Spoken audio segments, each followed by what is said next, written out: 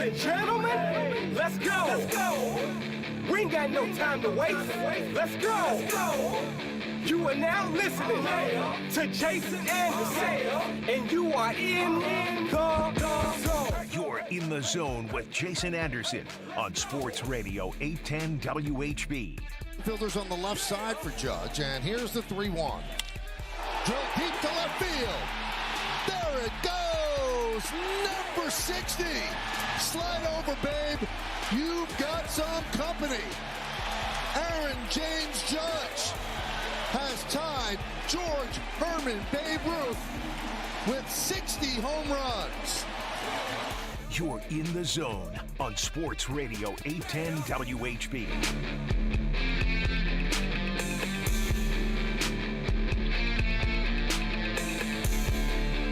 All right, a Wednesday edition of The Zone right here on Sports Radio 810 WHB. Jason Anderson with you, Josh Brisco, Beards. We head up until 2 o'clock. We've got you for the next 4 hours. It's a jam-packed day. You know, it's going to be a newsy day today. Very newsy, not nosy, but newsy day. As we'll hear from the Kansas City Chiefs out at the practice facilities today around 11:45 or so as the Chiefs press conferences. Andy Reid, Patrick Mahomes, and TBD. TBD, PM2, and AR, HCAR. PLM2, HCAR, and TBD today out at the practice facilities this afternoon. And then John Sherman will have media availability this afternoon as well out at Kauffman Stadium.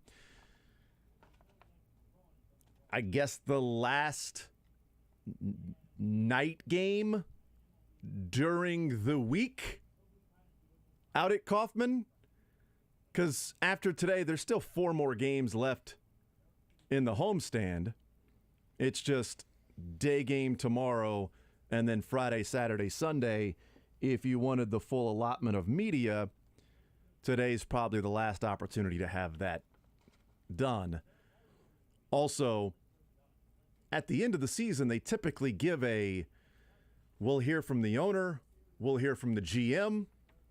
Now I'm assuming we'll hear from president of baseball operations, since the GM and president of baseball operations are now different. Usually it was owner / or just Dayton Moore.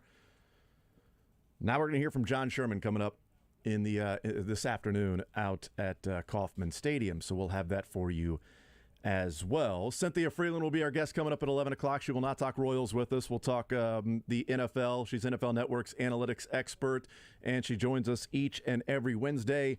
And looking forward to this conversation with her, just because there's so many things analytically that we can talk about. There's been the conversation about the 4th and 1 with Andy Reid, the decision to kick the field goal, the win probability difference in percentage, the swing that was the pick 6 by Jalen Watson in games that, you know, I can't imagine that there's many games that would have a win probability swing like that the team would then lose.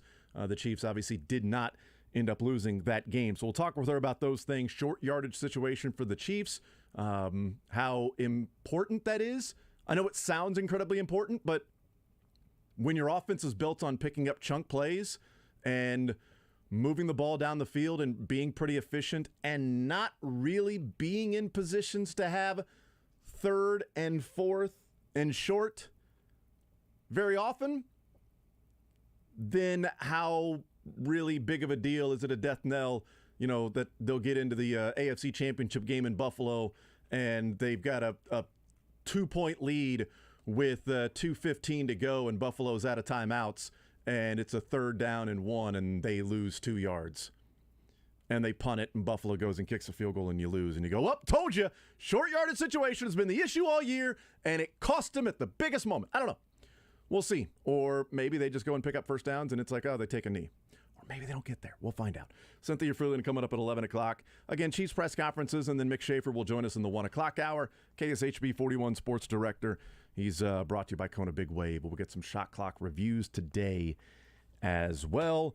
And if we have to make an audible along the way, we will be allowed to do that, unlike Mitch Trubisky and the Pittsburgh Steelers offense, in which he is not allowed to make changes to the plays at the line of scrimmage, which is freaking hilarious that the offensive coordinator does not trust the quarterback to then change the play based on the defense that he sees.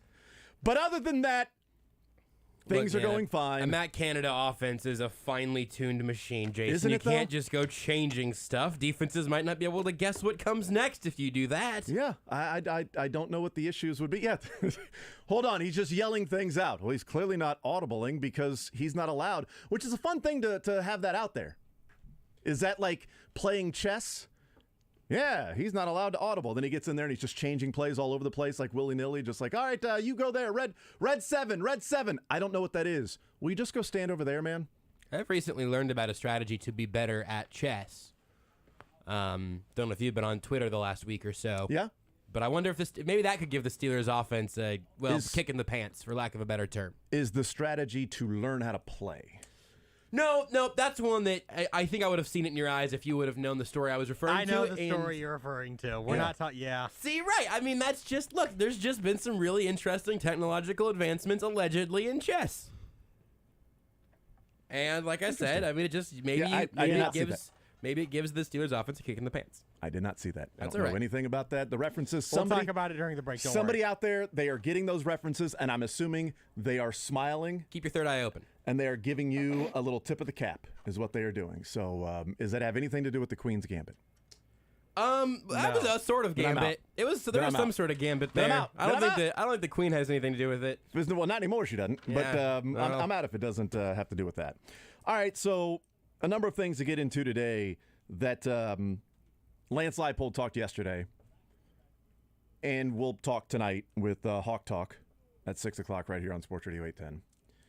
And on a couple of podcasts the last week or so. The first two are things that he does every week.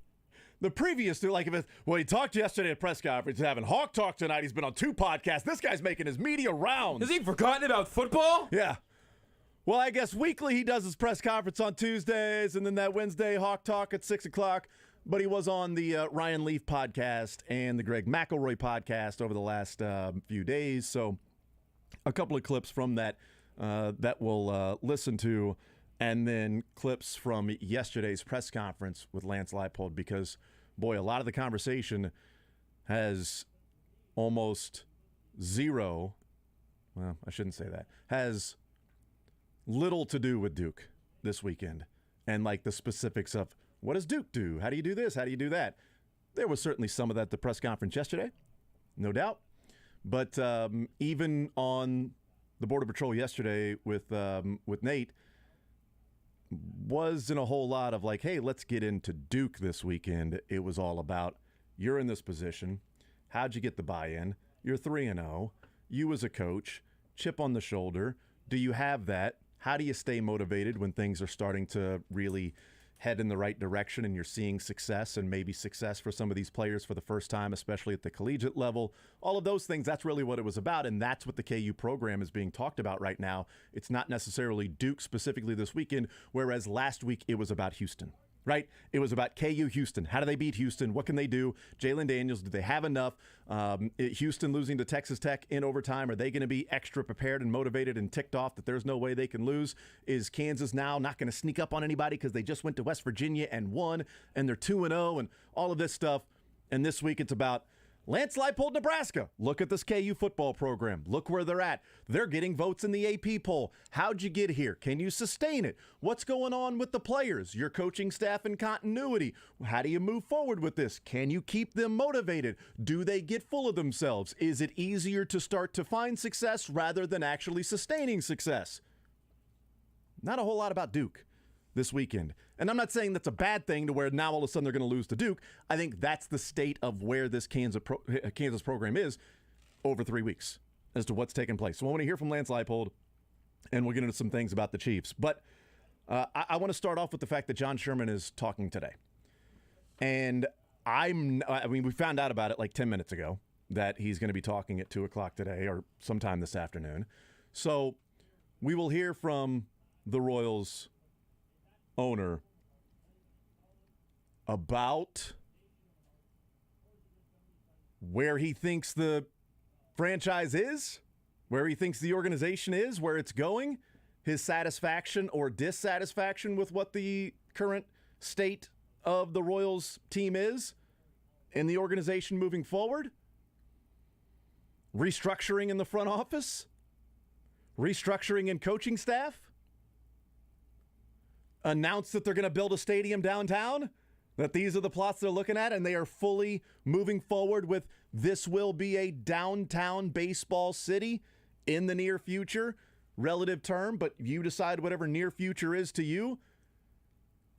All of the above, I don't know. Because typically, we would get a end of the season, here's the GM, here's the owner, they're talking, they're going into the offseason, here's what they want to accomplish, here are the things they're looking for. Excitement about next year, disappointment or excitement about what just took place, etc. Season's not over yet. They have these 5 games left on the homestand, and then they go on the road for a number of games, and then the season's over, and then they're done. I don't know the motivation of doing it today for John Sherman, except for just this is the last time with the media around and there being baseball still played. If it happens at the end of the season, I think you could make a case that, well, maybe we'll hear there might be some restructuring in the front office. Maybe we'll hear that, people have been talking about if Dayton Moore, this is the last year. If moving up to the president of the organization to then hand over GM role to J.J. Piccolo was the first step of him stepping down and moving away from the Royals so that J.J. Piccolo would then have the GM job, so it wouldn't be Dayton's moving on and then the ownership can decide who the GM is. It's J.J. now, at least for a year, and they get to know him a little bit, and that's sort of the handing off to the baton to the next guy who he thinks has earned that spot. And it might be to where Dayton Moore says, I've had my run in Kansas City. I have a higher calling. I'm going to do other things. I feel like I've left the organization in good hands. We've hung some banners. Those flags will be out there forever. Our mission was to win a World Series. We did that. We went to 2 World Series. Rebuilding now, not coming along as fast as you had hoped, but feel like it's in a good position and the organization in a good position with J.J. Piccolo. I'm now moving on to something else that I feel like might be you can present it as this is now the natural progression in my life, what I want to accomplish, what is satisfying and fulfilling to me personally and professionally. You could present it that way, and maybe it wouldn't even be presented that way. Maybe that would just be reality of what's taking place. And I have no idea if that's anything that's going to be talked about today other than, hey, here's ask me some questions about the organization. And, oh, by the way, we're moving downtown, which is the expectation that, yes, they're going to move downtown. John Sherman didn't buy the team to then stay at Kauffman Stadium. He bought the team to move downtown. You have any thoughts or predictions or expectations as to what we'll hear from the owner of the Royals, which, by the way, people have been wanting to hear from for a while? Yeah, I mean, I think that it's good that he'll be at a microphone taking questions in front of the assembled media. Like, that is, generally speaking, I think a good thing for a fan base, for an organization from the outside perspective. Usually, clamming up is only good for keeping things inside. The timing of it is the most interesting thing, I think, or at least that's the place where you have to start.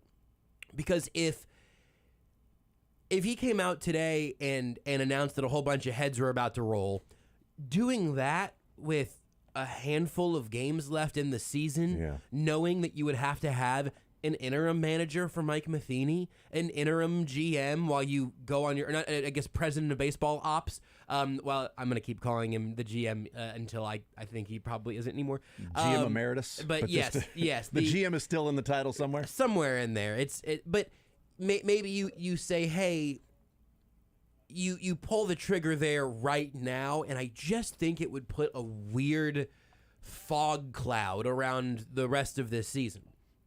The timing makes me think it's going to be ballpark related, or at least that's the favorite in the clubhouse, no pun intended, where you want to have, as you've said, you want to have the most media out there that you can get by the timing of all of this, doing it today. It was a little bit of a late announcement, certainly, not a whole lot of forewarning, but you're going to have the Kansas City media, like Lebo's going to be at Chiefs and then wait around a little bit and then hop over to Kauffman. You're going to have everyone who covers the Royals every day be there, obviously. You think Teicher heads over there? I think he should. I think he might just for S's and G's. Might just sniff it out and think, you know what? Let me go see if I can get some more news.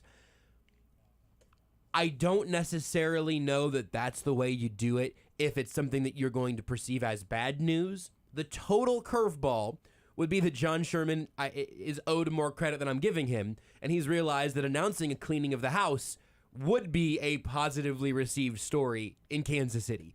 And if he's playing that game, then I think it opens up everything. I do think that just out of respect, if you were going to fire someone this late in the cycle, you would just wait till the season's over, which is why I actually think I was a little annoyed that you got here before I did. I think that if there's you were running late today. I mean, I was in the studio. I was 10:02. You're fine. I think it's interesting that maybe this is an announcement of a mutual parting of ways, or some sort of other evolution. I would be more sold on that if this was a joint press conference. Right now, we believe it to just be John Sherman. And if it said John Sherman and Dayton Moore, I would think, oh, you know what? Maybe they're going to say, maybe Dayton's going to say that he's retiring from the position at the end of the year, stepping away to go work on a higher calling of some sort. It would be a little bit strange for that to be the path, and then to leave only John Sherman to answer about why Dayton Moore would be voluntarily stepping away. Mm-hmm. So I think that leaning simple stadium news and maybe it's a site. Maybe there's something locked in there that hasn't leaked out beforehand. That to me makes the most sense with the timing of it all. I think if you're cleaning house, you just clearly there's mutual respect. Even if John Sherman behind the scenes is breaking stuff in anger because of how this season has gone, there's mutual respect there. He's not going to leave Dayton Moore or Mike Matheny hanging out to dry unless there is, again, the sort of agreement that at the end of the year even they'll part ways. And that I could see happening as well, where maybe he says, hey, I have absolutely no concern with Mike Matheny closing out the year with these guys, playing another week. Total faith in the people here, but at the end of the year, we are going to make significant changes. Still strange timing, but I also think there are some genuinely unique things at play with sort of the chemistry of Dayton Moore, Mike Matheny, Cal Eldred, and John Sherman, kind of all the way up, all the way down. I just feel like there's a lot of weird options that could still be on the table. You're right. It is not a joint press conference, right? I mean, it's just John Sherman, and the announcement was, just incredibly vague. Kansas City Royals Chairman and CEO John Sherman will hold a press conference at 2 o'clock today in the interview room on the first floor of Kauffman Stadium. Members of the media hoping to attend must apply for credentials using the MLB credentialing system, blah, blah, blah, blah, blah. And then it goes to the event, date, time, meeting location, etc. for more information. But it is just John Sherman, and it came out about, 9:40 or so. Well, let me look at the 9:51 is when that email. Original email went out at 9:31. Okay, sorry, 9:31. We didn't get it from Lebo. Made us sit on it for. We didn't know about it for 20 minutes, Lebo. So, but there you go. Yeah. All right. So 9:30 and about 4.5 hours of heads up on that for the media. Not crazy, but just like.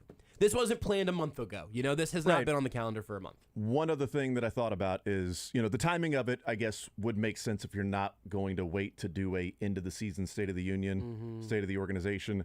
That, again, today being the last night game, Monday through Thursday at Kauffman Stadium. Okay, I get it.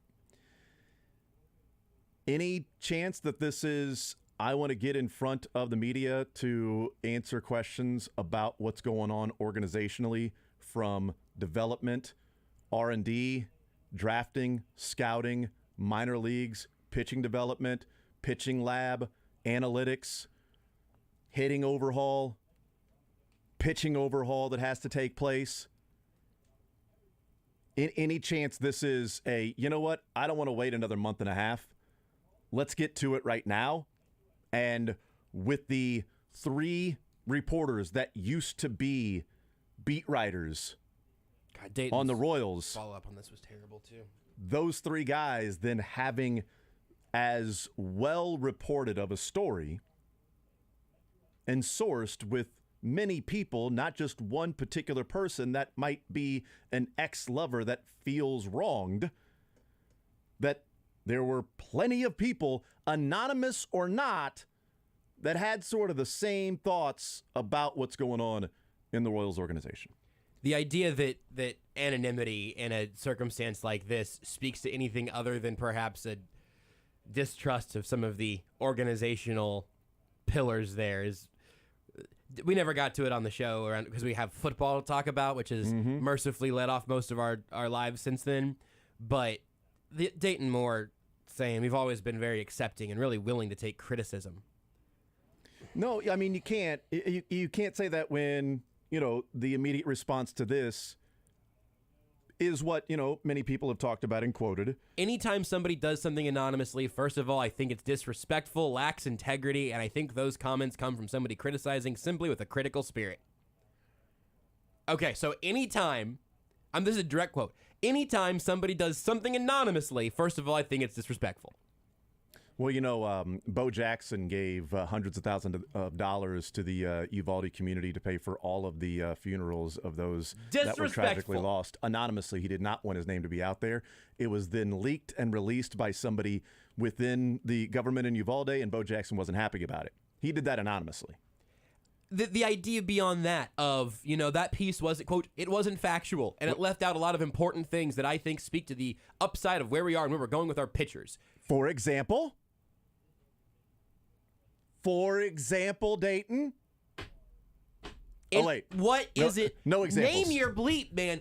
This might be Show the your thing. work. This might be the thing that just sparks my first gray hair at some point, shooting out of the side of my head on this show. Is going to be me just telling people to be more bleeping specific, because generalities like this only work for as a smoke bomb, so Batman can disappear into the clouds. Like, just please say Bart Scott is the person in the media that you don't want to hear from anymore, and tell me what isn't factual here. And man, again, the bylines on that story, it wasn't some anonymous fart onto a Medium blog. Like, we are talking about people, maybe people the most plugged into this organization over the last decade almost now. I don't know how far back Andy reached, but like nearly a decade perhaps.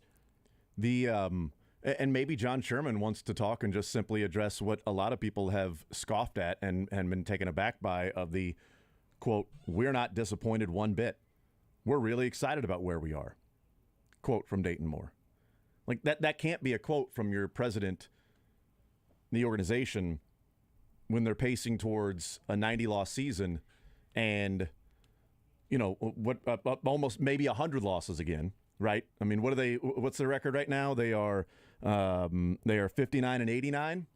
They got the win yesterday. Within striking distance. They're probably not going to hit 100, right, but they're definitely going to hit 90. Right. Again, they're going to hit 95, 96. And so you've got your president, who this organization thought this team was going to be around 500, and instead they're going to have another top 10 pick in the draft.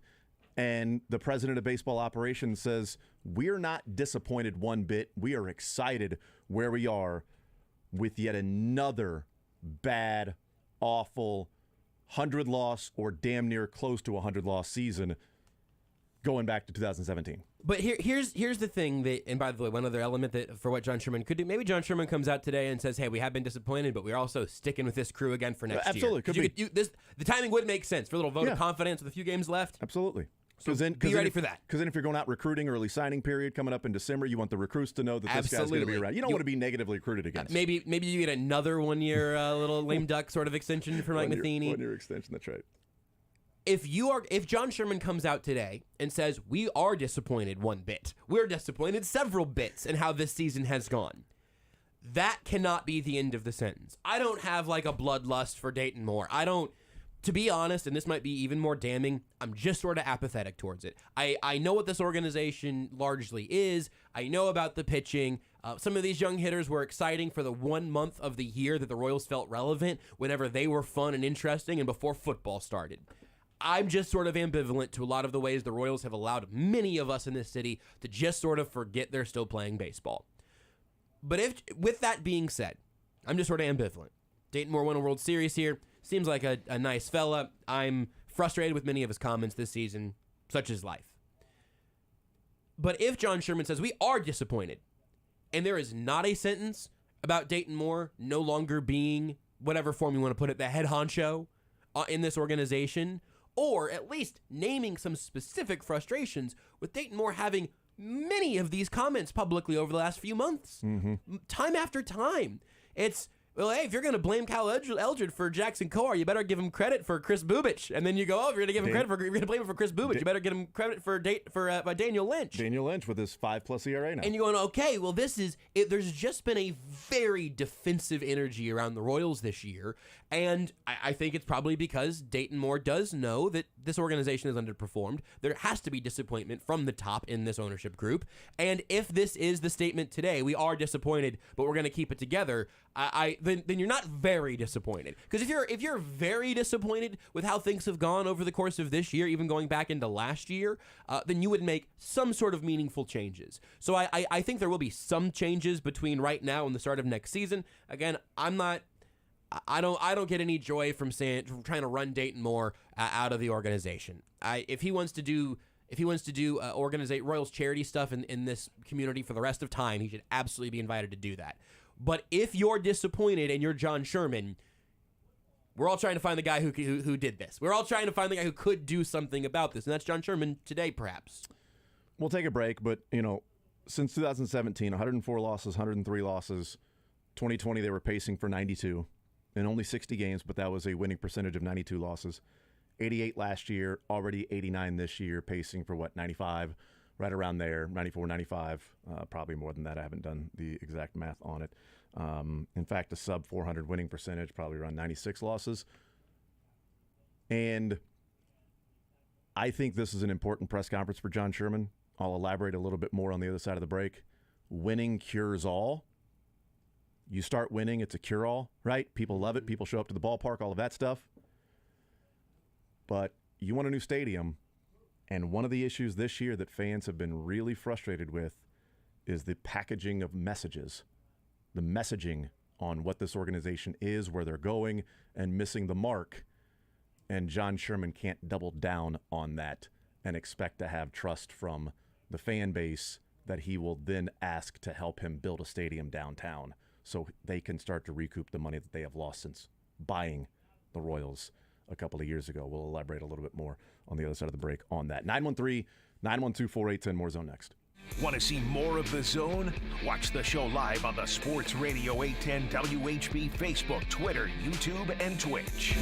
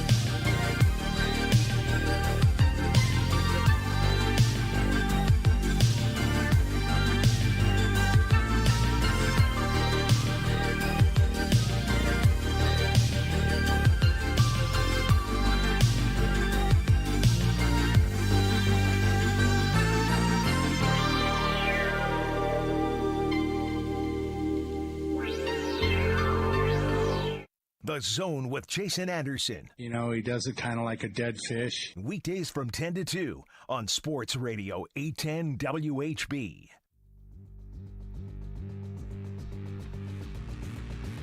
All right, Cynthia Frelund will be our guest coming up at 11 o'clock, and we will talk with her about the Chiefs, the NFL, etc. The Colts, how good they are.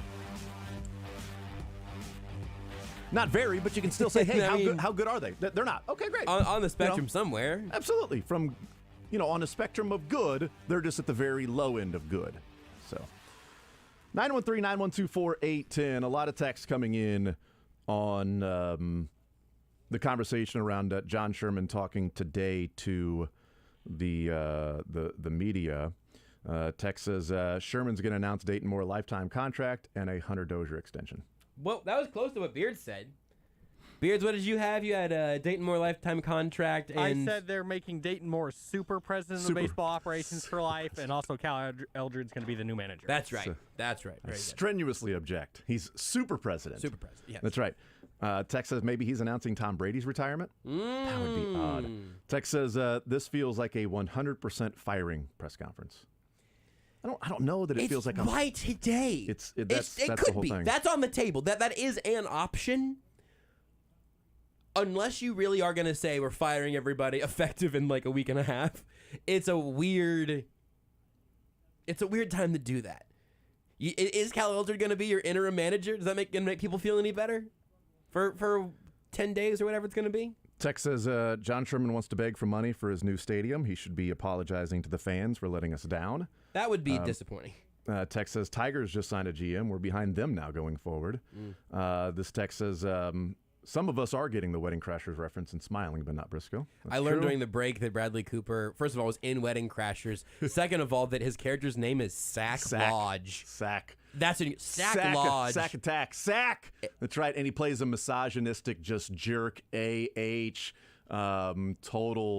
meathead, terrible person. But a great character. I would draft a linebacker named Sack Lodge, #1 overall, and I don't really believe in drafting linebackers that high. Red 7. I'd draft a quarterback named Sack Lodge, honestly. I think that would probably bode poorly, but... Yeah.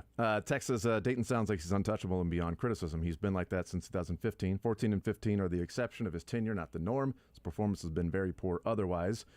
It's a long text I haven't read yet, so I can't get to that one. So, there you go. Just the defensive-ness of it all, I do think is a worthy criticism to levy there, and it really puts a bad taste in my mouth, man. It's just such a horrible energy to bring for a team that hasn't really accomplished anything in now nearly 10 years. Tex says, breaking news, which is what I think Sherman is going to talk about. The Royals are adding a fireworks Friday on 9/23. We can move on and talk KU and Chiefs football. Thank you. This text, though, and I was going to elaborate a little bit more from the previous segment on the packaging of a message. And the article that came out in The Athletic, and then Dayton Moore's response of, we're not disappointed one bit. We're happy where we're at. And me saying, like, how do you double down on that if you're John Sherman, right? Because that has ruffled the feathers of the fan base. And this is an interesting text, and one of the things I was going to bring up, but I'll give credit where credit is due on this text, is at this point, if John Sherman doesn't agree with Dayton, doesn't he have to fire him? Yeah. Validate the stories and validate the feelings. That's an interesting point of if he comes out and sort of part of, like, what are we going to hear today in sort of a message, if he comes out and is like, no, we're absolutely disappointed. We're not. Nobody's happy about where we are right now. It has to get better. It's like, yeah, but your president of baseball operations has said, we're not disappointed one bit. Right. We're happy where we are. Well, that is a complete and total differing view and confidence level of where your organization is right now and moving forward, and the development of players that will be part of this building that is supposed to be bringing in the new era of winning baseball for the Royals. The president of your organization says, we're not disappointed one bit, we're happy where we are. And then the owner says, oh, you're damn right we're disappointed, we're not happy. Well, then is Dayton Moore just simply placating and saying, no, we're fine to the fans?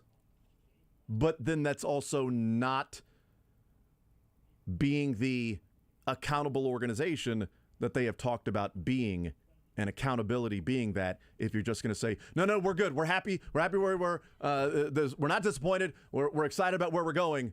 Well, that's not accountability on if there really is a feeling in the organization that this was a massive disappointing season. And there cannot be anything but. The only thing coming out of that organization had better be, what in the hell happened, and how do we make sure it doesn't happen next year? Right, that's what I was saying in the first segment, where he can't come out and say, yeah, I am disappointed, but we think we're on the right track. It either needs to be, I'm disappointed, so we're making changes, because clearly me and the president we're not seeing eye to eye on this one. Or you say, hey, you know what? This has been disappointing, but we really believe we're on the right track, and therefore, yeah, we're running it back again next year. We are doing the vote of confidence, the continuation of continuity for the best way moving forward. Maybe in the offseason they actually make some coaching staff changes here or there. But we're the trifecta of Dayton and JJ and Mike Matheny all stay in power in their current spots. If you're going to keep the band together, Sherman needs to come out and back up his president and not come out and push back on some of the very tone-deaf things that he has said. But then that will come across as him being tone-deaf. Yes. And that's not the message he can present today, having this press conference. Not the message he should present today, but it's at least better than presenting a conflicted one that feels like it hasn't had any thought given to it. That is the disjointed, I'm disappointed, but we're staying together kind of thing. Both of those options are bad. See, I don't know if he's going to have another press conference in a month or so, or in a few weeks when the season's over, when J.J. Picola will have a big end-of-season press conference with Mike Matheny, et cetera. I don't know if John Sherman will then talk again at that point. Maybe he will. And maybe this is just hey, we just wanted to announce this. We've got this new partnership with this business in town. That's all. Bye-bye, no questions. Just like, I doubt that's going to be the case, but the problem that I think John Sherman faces is what we're discussing here, in that his longtime GM, now president of the organization, has been on record as saying this is not disappointing. They're fine where they are. And he has to move forward and try to continue to instill trust and confidence from the fan base, in that the owner knows what he's doing, has a pulse of the city in the fan base, and has an idea of how to get it back on track. The Cleveland Guardians now, the organization he's coming from, has been talked a lot about the things that John Sherman loved about that organization that he wanted to then implement with the Royals. Well, that organization has 7 homegrown pitchers that are there since the, trying to think, like whatever draft. It was from the Athletics piece, number of pitchers. Well, the Royals have 2. And like Danny Duffy, and I think it was Giordano, maybe. Something along those lines as to like draft picks. And in the same time period that Dayton Moore has been in charge in Kansas City. There we go. The Royals have drafted, developed, or acquired via trade just one starting pitcher who's been worth more than 10 wins above replacement. There we go. In the same time period, Cleveland has produced 7. 7. There it was. The numbers stood out. And one of the things that I will offer as a caveat, and parentheses, is if Giordano. They also give note here that Giordano Ventura, if Giordano doesn't die, you could make it 2 if you want to include him. And if Sean Manaea is not traded for Zobrist, if the Royals are not in contention in 15 to the degree that they were, if like injuries happen early in the season and it's just turning out to be a train wreck, and 2014 was just a magical year, then Sean Manaea would be a guy that maybe is pitching at a pretty good level and saying, well, see, they developed Danny Duffy, Sean Manaea, Giordano.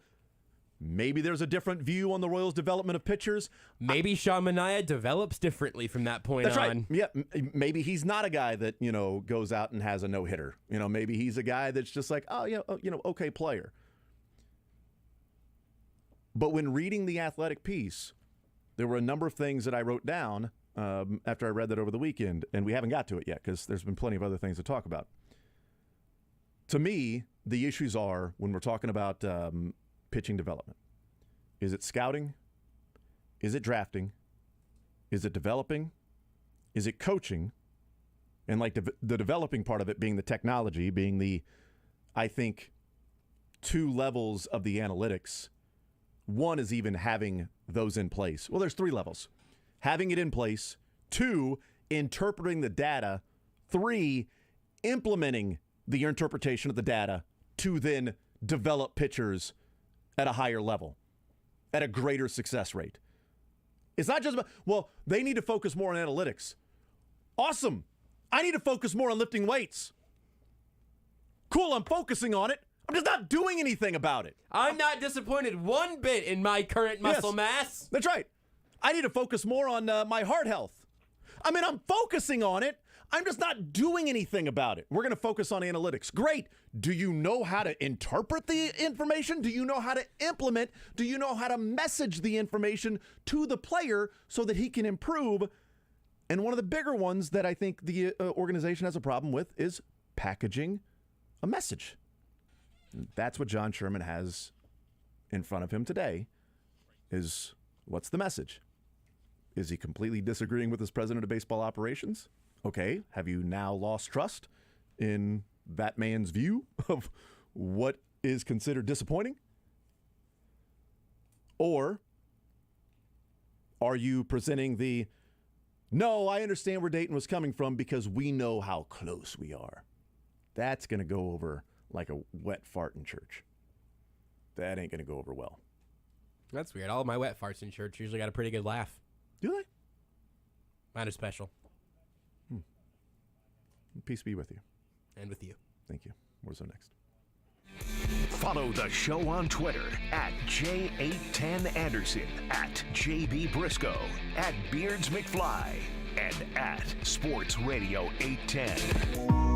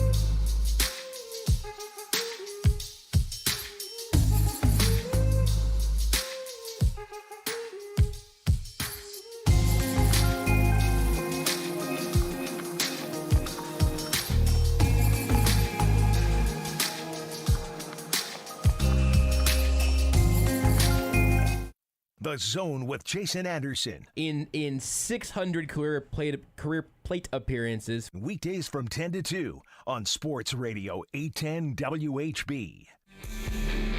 So we'll talk with Cynthia Frelund, but an interesting text that said, what this person wants to hear John Sherman talk about is a TV rights deal where people can see the games, which is an interesting one because of the report that came out, a couple of days ago in the New York Post about the Diamond Sports that operates Bally Sports is going bankrupt and is hemorrhaging money. And NBA and Major League Baseball and NHL are maybe going to be buying the rights to that. They paid $10 billion 2 years ago. They're selling it for maybe $3 billion. And one of the issues would be a league official told the bankruptcy scenario they could reject existing broadcasting rights contracts that are too expensive in exchange for cheaper deals, with some teams getting up to 30%. A prospective bankruptcy would hit teams' payrolls. Cynthia Frelund next.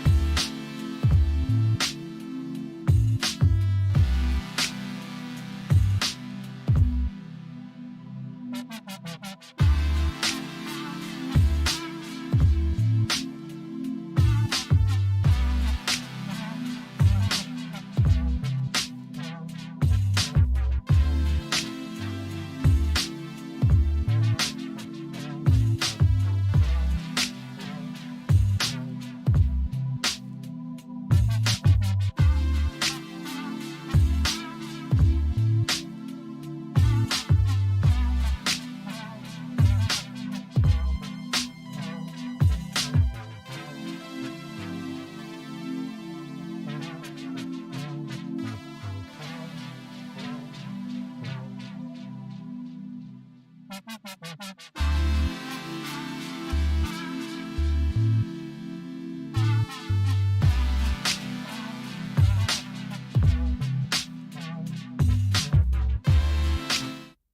Zone with Jason Anderson. Talked a lot of Royals today. Sorry. Weekdays from 10 to 2 on Sports Radio 810 WHB. All right, we continue right here on Sports Radio 810 WHB. Jason Anderson with you. Do want to pass along? Coming up at 2 o'clock, we will play John Sherman's press conference coming to you live from Kauffman Stadium, owner of the Kansas City Royals. As the Royals fans are owners of a broken heart. But we'll hear from him coming up at 2 o'clock. And we talked a good chunk of the first hour about what to expect to hear from him. And we'll see. I think leader in the clubhouse would be something around stadium. And he doesn't purchase the Royals 2 years ago if they are not planning to move downtown. Let's talk some NFL football now with our NFL analytics expert, NFL Network's Cynthia Frelund joins us here in the Zone on this Wednesday. Cynthia, how are you, ma'am? I'm great, thank you. How are you? I am doing just fine. How did the meal on Thursday night for the Chiefs and Chargers turn out when it was the Joe's Barbecue-inspired dinner? I'm not going to lie, I ate it for 3 days. It was so good. And my family tried to steal it from me, and I was not giving it up. No one was taking it with them. It was mine. Good for you. No one could take it to work. Absolutely. It was mine. Yeah. You bite hands if they start to reach for the food. You know, exactly. It's what we do around here. Look, I mean, if I'm going to share with you, I will gladly hand it over. You reach on the plate. I mean, don't be mad when I think your finger might be a rib. It's getting eaten. So let's talk about the game that took place on Thursday night. You had it as a 30-23 win for the Chiefs. I had it 31-24.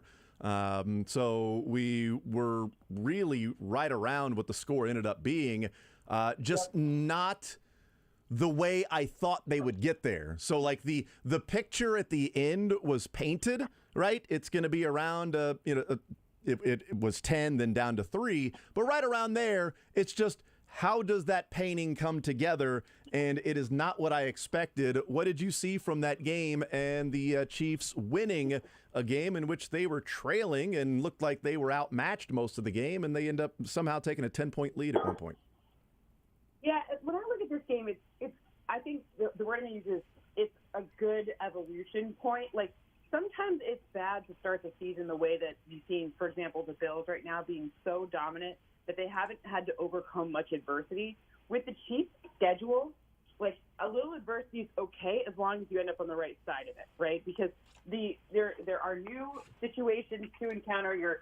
The division is greatly changed in general. I mean, the Chargers really they're completely different other than their quarterback, right? They added so many pieces this offseason that there's going to be new ways that people try to beat you. And further, got a whole new wide receiving core. So I actually think working through some of that was probably a good thing for the long-term trajectory in terms of, like, how the entire season plays out. Maybe it was, like, a little frustrating just because Kansas City fans always want to see a dominant win. But, you'd rather see the win in January than – a super dominant win in September. It's a game in which the Chiefs were tied at 17 and in the fourth quarter, and the Chargers had first and goal at the 3, and it went from they were going to score a touchdown to then the Chiefs put 7 on the board, and that quick of a turnaround with Jalen Watson's play. That was fun. There's probably been, some of those that have taken place, but to that level of significance of a game-changing play like that, it's not just like, okay, that like a 99-yard interception return can be presented different ways. It can be somebody at the 50-yard line throws the ball deep and the guy catches it at the 1-yard line and then turns around and runs the other way. This one was, they're going to score. They had driven down the field. Chiefs had just tied the game on a 4th-and-1 field goal from the 1-yard line, and they drove down the field, and it was going to be, wow, what a mistake by Andy Reid for kicking the field goal. And honestly, that still could have been the case. But Jalen Watson's play, a play like that and a game-changing play like that, how rare would it be for that team to end up losing? That would be the one that pulled off that huge 14-point swing. I think if you ask the Chargers, they're like, this is what the Chargers do. For whatever reason, the Chargers seem to, find a they seem to, they find a way in the end to just kind of, unfortunately, they, I don't know. I don't know how to say it better than that. But, I think that it's about the worst case scenario for the Chargers. I mean, at least banged up. Obviously, it seems like Justin Herbert's going to be okay, but, he didn't look great. That was a scary, scary few moments. The play calling on the Chargers side was very confounding. So even to get themselves in that situation was a little strange. I'm looking at it being like, I'm sorry, what? But I will say, if you look at the next gen stats, if you look at it from that specifically, they gained a 54.1% of win probability on the interception return. That was what the next gen stats win model says, which is pretty funny. That's huge. Usually you don't see such a big swing on one play. Now you have to remember it's the summation of each play. So in a typical drive, maybe you'll see a 10% increase or whatever. So just think of it that as being something 5 times more impactful than a normal touchdown would be. It's unreal. And we talked about different plays that were worth more than just simply what took place on that. That was worth more than just a touchdown. It's what you took off the board from the Chargers, what you added to your team. Exactly. And I've talked about a couple of times that it sounds simplistic and quite frankly stupid to say that, Mahomes' touchdown pass to Justin Watson, that was a 7-point play. Well, of course it was, because they scored a touchdown. But it was 3rd and 10 from around midfield. They're not kicking a field goal if that's incomplete. That play, that pass in the air is 7 points or 0. You either score a touchdown or you punt on that play. So, yes, it was worth 7, but it's not like it was 3rd and 10 from the Chargers' 15-yard line, and it's I was incomplete, put 3 points on the board, and at least you got something out of the drive. They were going to come up empty on that drive if they did not complete that pass. Those are incredibly big, game-changing, huge plays that we look at an entirety of 4 quarters of football and all these plays, Cynthia, that are run throughout that game, and we say, pick 6, touchdown to Justin Watson, and Asante Samuel dropped interception. Those 3 plays might have been the difference in that entire thing, and could be the difference in what turns out to be a 1-game lead and a 1-game win in the AFC West. Exactly. So, when I look at this and I see, you remember last year we were talking about kind of the other side of this situation, which is where the Chiefs were kind of having these unlucky swings, and I believe Asante Samuel was a part of one of them, and it was going the other way, right? So, these things can happen. It reminds you that the margin for teams to win or lose is always very slim. Even a dominant team, even a team, to go to the Super Bowl, it's not that much different than the person who just makes the playoffs, right? In terms of how good the team is. So these bounces do have, they're important, but at the same time, you have to also remember it was kind of the rebound, the fact that the defense was able to jump the route and get the crucial interception. These are things to look at, because the defense seems to be coming together faster than a typical season that we've seen before. We at least my Steve Spagnuolo observations support that sometimes it takes a couple of games for the defense to play so well. In this game, they really did show up very early. It's week 2 instead of week 4 or 5. Did Cynthia Frelund's our guest? Did Brandon Staley lose his nerve in this one from last time they matched up, and he got so much criticism for the choices on 4th down and short and going for it constantly and maybe quote unquote costing his team the game? Did he lose his nerve in this one and kick a field goal on 4th and 2 from the 13-yard line, up 10-7, 4th and 2 from midfield? They punted, up 10-7, 4th and 2 from midfield. They punted. Those are plays that typically we think of the Chargers and Brandon Staley. It's no, we're going to go for it, man. We are aggressive, and we feel like more times than not this is going to work out for us. And in a game in which they lost, there are a lot of things you can look back on and go, boy, if you'd have done this different or that different. But do you think Staley lost his nerve in that game because he didn't want to feel like, I'm not going to give this game away by these decisions? I feel like Staley, I think it's not the word decision is what I'm okay. mulling over right now, because I feel like what he's doing is planning, I don't think he's sitting there being like, okay, my decision matrix looks like X, Y, or Z. I think it's more like he has a plan ahead of time, because if you're using quote unquote decision science, he does some counterintuitive things. So it's not I've asked a number of my other, like all the people, analytics people around the league, to help me understand a little bit better. And they're all kind of like, well, it seems like this is just what's on his call sheet, right? Not necessarily because the situation wouldn't dictate some of the decisions he's making. So it's a predetermined decision or one that's not based on, an analytics necessarily, a chart I'm familiar with at least. Do you, it feels like counterintuitive, all of that stuff, conventional wisdom. It feels like against the Chiefs and against Patrick Mahomes that, I guess a couple of ways to look at it. My defense is playing really well, so I don't want to give this offense a short field and have them start clicking, and now we're in a dogfight and we're in a shootout, and maybe their defense is playing better than we thought they would be, and we're not equipped to do that. Or their offense is not playing well right now. Our defense is doing pretty good. We can strike a knockout blow maybe if we go up by double digits here early and getting the ball to start the second half. Like, we can really put a stranglehold on this game and make this Chiefs team one-dimensional and feel much better about it. I guess both those ways of going about it. And I always, and maybe it's just reputationally and maybe it's overblown because, we look at certain parts of Brandon Staley and anecdotes of that, maybe not every single play watching and every single quote-unquote decision or plan or prep. That maybe that's something he would do, but I think of Brandon Staley as the reputation that would say, no, we're going to take a stranglehold on this game. We're going for it early, and we know that we've got to do that against Patrick Mahomes. 15 over there, he's not going to be shut down all game. We need to take advantage of the fact that we're doing it right now. I think if it were another quarterback, it might be some of the first, but I think with Patrick, it's always a second. For whatever reason, Patrick, just like Tom Brady, Aaron Rodgers, etc. If you get a chance to dagger them, every coach will take it because you know that you're never counting any one of those elite guys out. So I'm not in Brandon Staley's head. He's not told me, but I can imagine a scenario where he's like, I am not. If I get a chance to make this even harder on Patrick, like I have to. Otherwise, we're stuck. Like it's hard, right? You can never count Patrick out. So I would imagine it's the second one. But if it were a different quarterback, I question that a little bit more. Visiting with Cynthia Frelund from NFL Network, analytics expert. So there's been conversation around here about the decision by Andy Reid and the Chiefs on 4th down and goal from the 1. It was 17-14 Chargers, the start of the fourth quarter.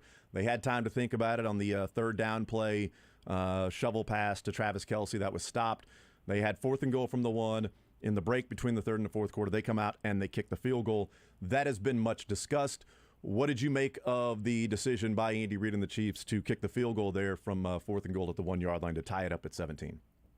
Yeah, you have a lot of time left at that point, so I feel as though it was kind of 6 of one, half dozen of another because it's not like you have to remember the time remaining is like a really big deal. So if you don't get it and then they can eat up a bunch of the clock, right? You saw Austin Eckler with those catches, he earned a lot of yards after the catch over expected. That runs out the clock. So I think that they were trying to say, okay, we'll tie it all up, and then we'll start with the field positioning that we're more comfortable with, and then we'll work from there, and not like this long drive or any too much time off the clock, right? I think that's it seems like at least that was kind of the strategy there, which that's one strategy versus because that is a good offense, right? It's not like Justin Herbert, and this is not a lackluster offense. But I think it was about more, okay, let's go to the fourth quarter with the being at the spot on the field that we want to be on.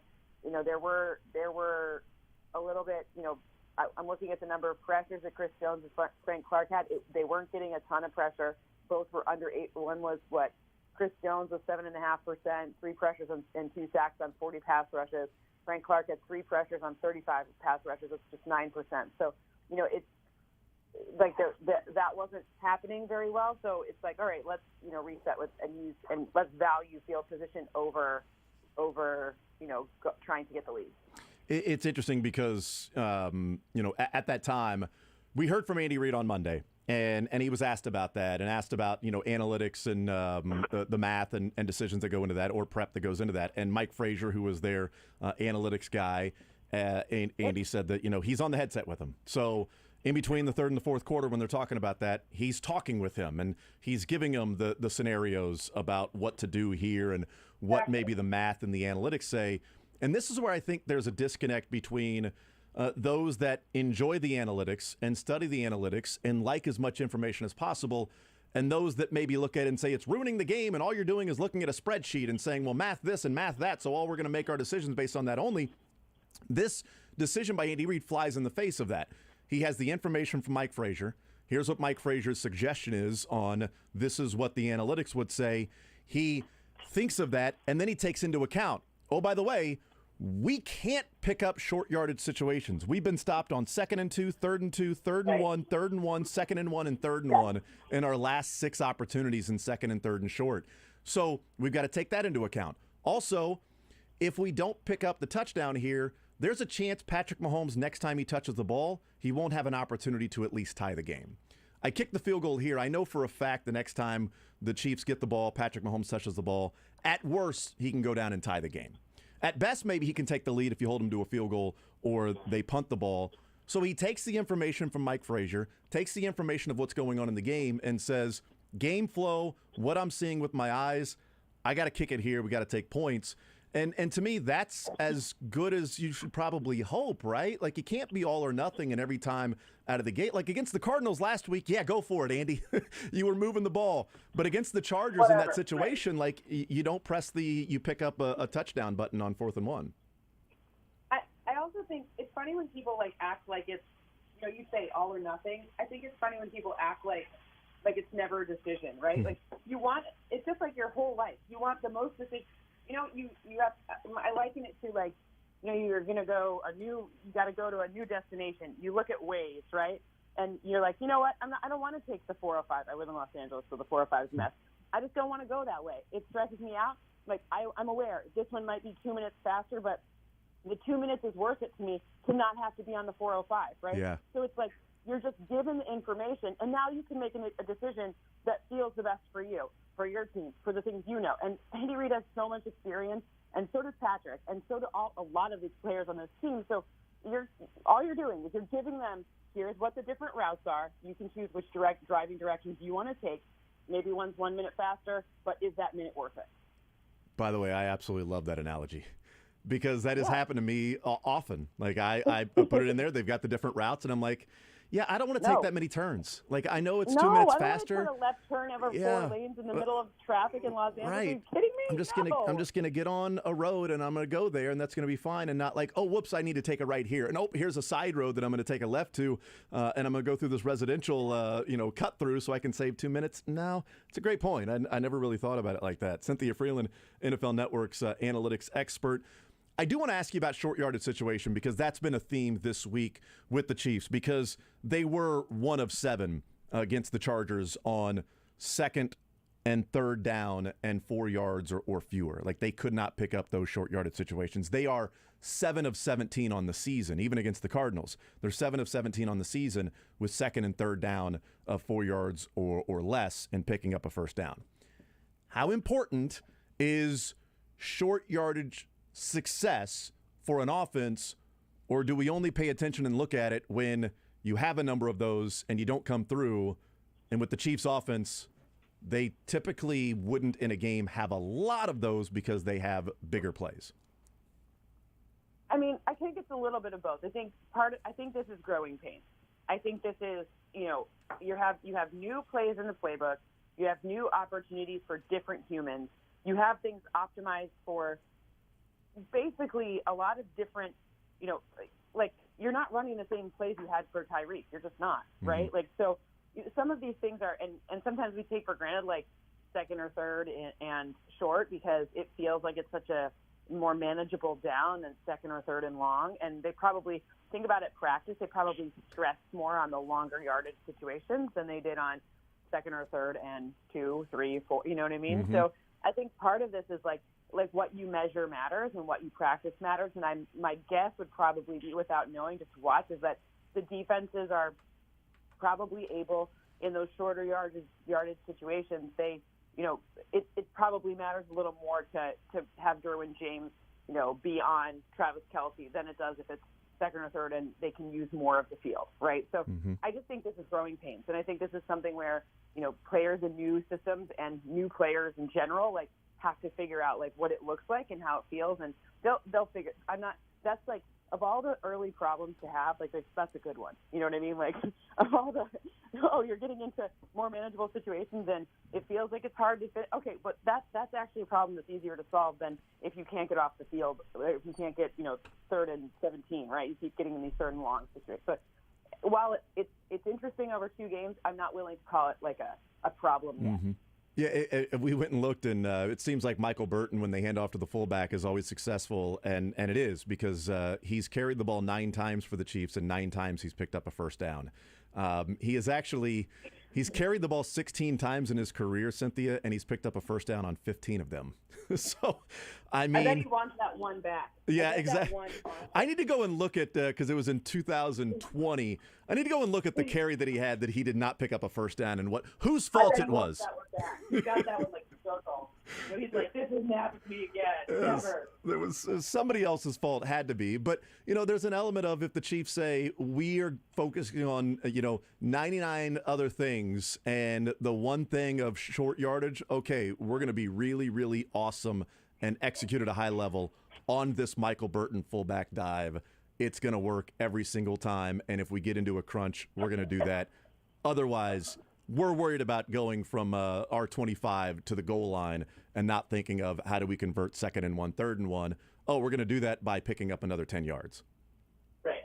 Yeah. Right. So, Cynthia Frelund is our guest. What do you think of the Colts? This seems like a game in which the Chiefs should run away with it, but it's the NFL. And so, you never know. They tie the Texans, they lose to the Jags. What is this Colts team?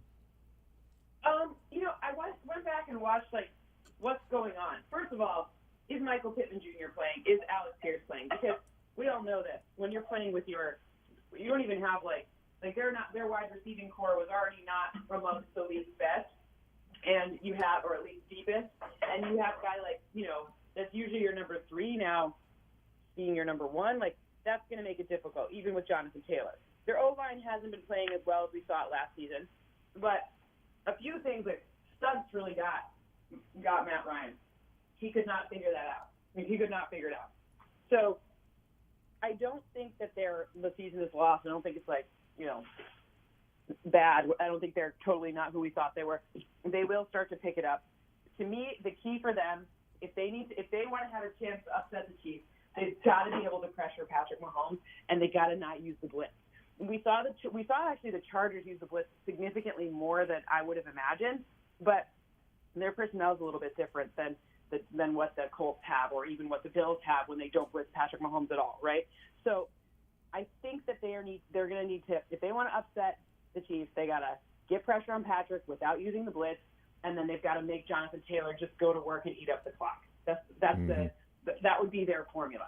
And the Jags had a really good plan to not let that happen last game. Yep. All right. Do you have a score in mind of what may take place with the models? Right now, the number that comes up most often is 28-22, which is a 6-point win, but it's between 6 and 7 points for the Chiefs. Okay. We'll see what ends up happening this weekend. Cynthia Frelund, NFL Network analytics expert. Cynthia, great stuff as always. Really appreciate the time. Enjoy the football, and we will talk next week. Thank you so much. Absolutely, and make sure you check your directions before you go on which route you want to take, because you got to pick the one that makes the most sense for you, not necessarily the one that's the shortest. I love it. I absolutely love it. That is one of my favorite analogies in sports that I've ever heard. Thank you so much for that. If nothing else, we got that out of the conversation today. So thank you. Glad I could do one thing. Listen, in 2 years, that's all I wanted was one thing. Hey, I'm 3 years in running on the show, so I'm trying to give my first thing too. So at least you got that going for you. Perfect. Awesome. Thank you, Cynthia. Appreciate it. Have a great day. Absolutely. You too. She's the best. There's Cynthia Frelund joining us, NFL Network analytics expert. And that is, by the way, that is as translatable of a football analytics, here's the information, now decide what you feel like might be best for you right now in this situation, that you feel like you're going with what you feel like puts you in the best situation, best circumstance for either getting someplace or winning. I absolutely love that analogy, because I've done that before. I think everybody's done that before. Like, well, this route is 2 minutes longer, but it's 5 less turns. So I think I'll take the 2 minutes longer so that I'm not sitting at a stoplight or having to worry about which street I'm going to have to turn at. I'd rather go 70 miles an hour for a couple extra minutes than go 35 miles an hour for a few minutes less. Yeah. It's a great analogy, and that goes to one of the just absolute pet peeves of mine that have only grown over the years, and it is that exact thing that you guys are talking about of, hey, if I was going to ask you, you know, you're taking a little road trip, if you said, I don't want to know what Google Maps says, I would think that you have given up on them. It doesn't mean that if you get to a stoplight and you see some construction out ahead that you wouldn't go, you know what, I'm actually going to go ahead and turn left here and then turn right there and then turn right again. I'm going to go ahead and just loop around this little detour. That's one thing.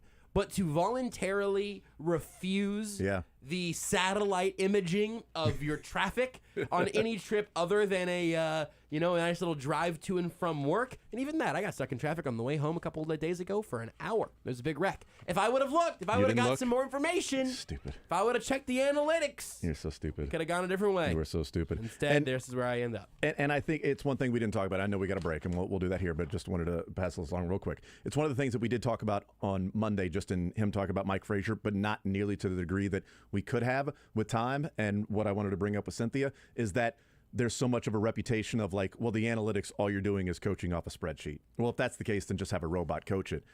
No, Andy Reid explained, here's the process. Mike Frazier's on the headset. He's the analytics guy. What are the scenarios here? What do the numbers say? Okay, here's where we're at right now. Here's what's been going on in this game.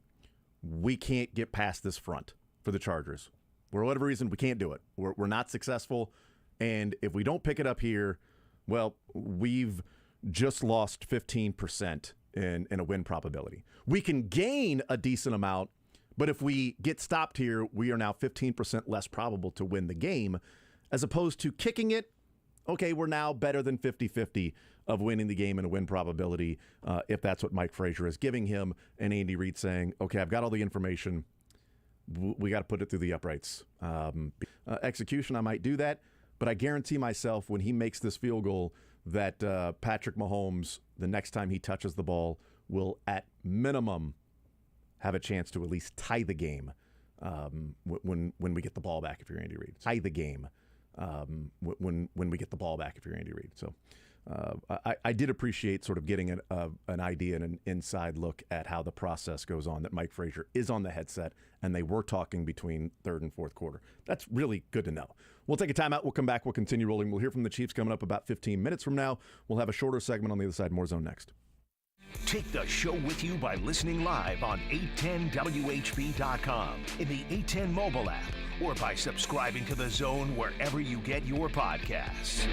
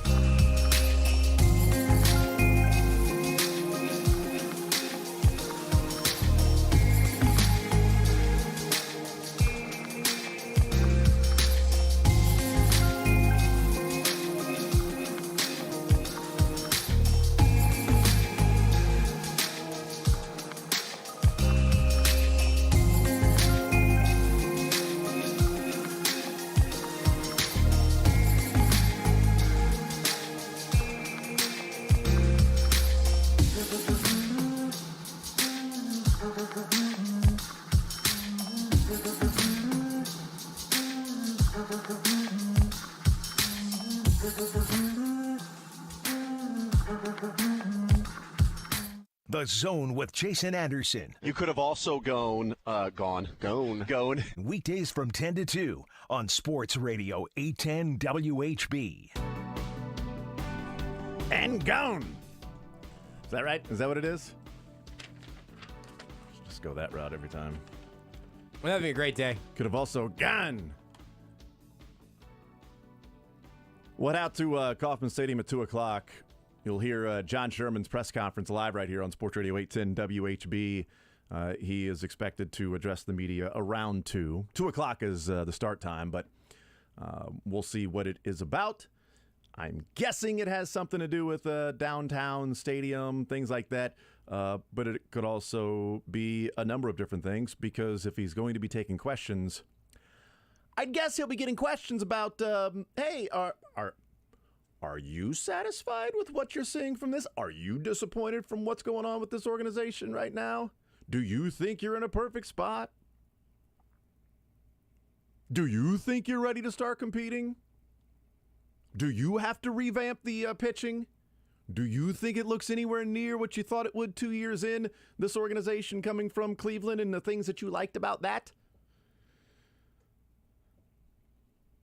Do you? I didn't have. Do you want to buy the Phoenix Suns? Do you think Robert Zerr should have sold? And gone. Him. Robert Sarver. I don't have Denny Matthews' impression. And gone, Sarver. I'm gonna make that my ringtone. That and gone, Sarver. Just that clip. Yeah. Can I get a clean and gone Robert Sarver one time real quick? And gone, Robert Sarver. He has. Beards, can you mark that for me? I don't know what I'm going to use it for, but I just need you to mark that for anything. He is now. I know you're busy, Beards. He's now selling the team and the Mercury, the Suns and the Mercury. He has said that in this current unforgiving climate, it's become clear that he's unable to pull this one back. Go ahead and drive that one straight to deep left field for me. I don't even know if I'm going to be owning this team anymore after this. I'm not sure what's going to happen, but I do want to apologize to the people that are part of this organization and those that write my checks, that sign my checks. I do want to apologize. And there's a drive into deep left field, and that's going to be a tie ball game for Nick Castellanos. I might finally buy my Jay Crowder jersey like the day after Robert Sarver sells. Well, I know he's about to get traded. I know. No, I know. I might be it will be vintage by the time that happens. It'll be the Valley jersey that they're not even bringing back next year. Like, I'm in, man. I am so glad that he is getting out of here as far as possible. We talked about this at Rally House, but the alternate Royals fountain cool jerseys that they have now, the blue, what are they called? City Edition. City Edition, thank you. So they had first come out with the City Edition, and I'm out at Kauffman Stadium, and I see somebody walking around in one of those blue jerseys that's Mondesi. City Connect for baseball. City Connect, yeah. City Edition for NBA. City Connect, and I was like, why? Now, you could be a big Mondesi fan, right? But Like, it's not like you bought a Mondesi jersey like 4 years ago, and you're like, I'm still rocking it because I spent a lot of money on it. Like, you just bought that because the City Connect just came out. I don't know, it just didn't make a whole lot of sense to see that, like, of all of the jerseys that you could have picked that would be around for a while, probably wouldn't have gone with that one. But I guess if you're like, look, the regime, they ain't giving up on him. If there's one guy that's going to be around in this organization, it's going to be Mondesi for the next 10 years. That and Hunter Dozier. Those are the two, 27 and 17. Get it, rock it, you're good. We'll take a timeout. We'll come back. We'll continue rolling. We'll hear from the Chiefs on the other side of the break out at the practice facilities. Andy Reid, Patrick Mahomes, Juju Smith-Schuster, and Nick Bolton all coming up next.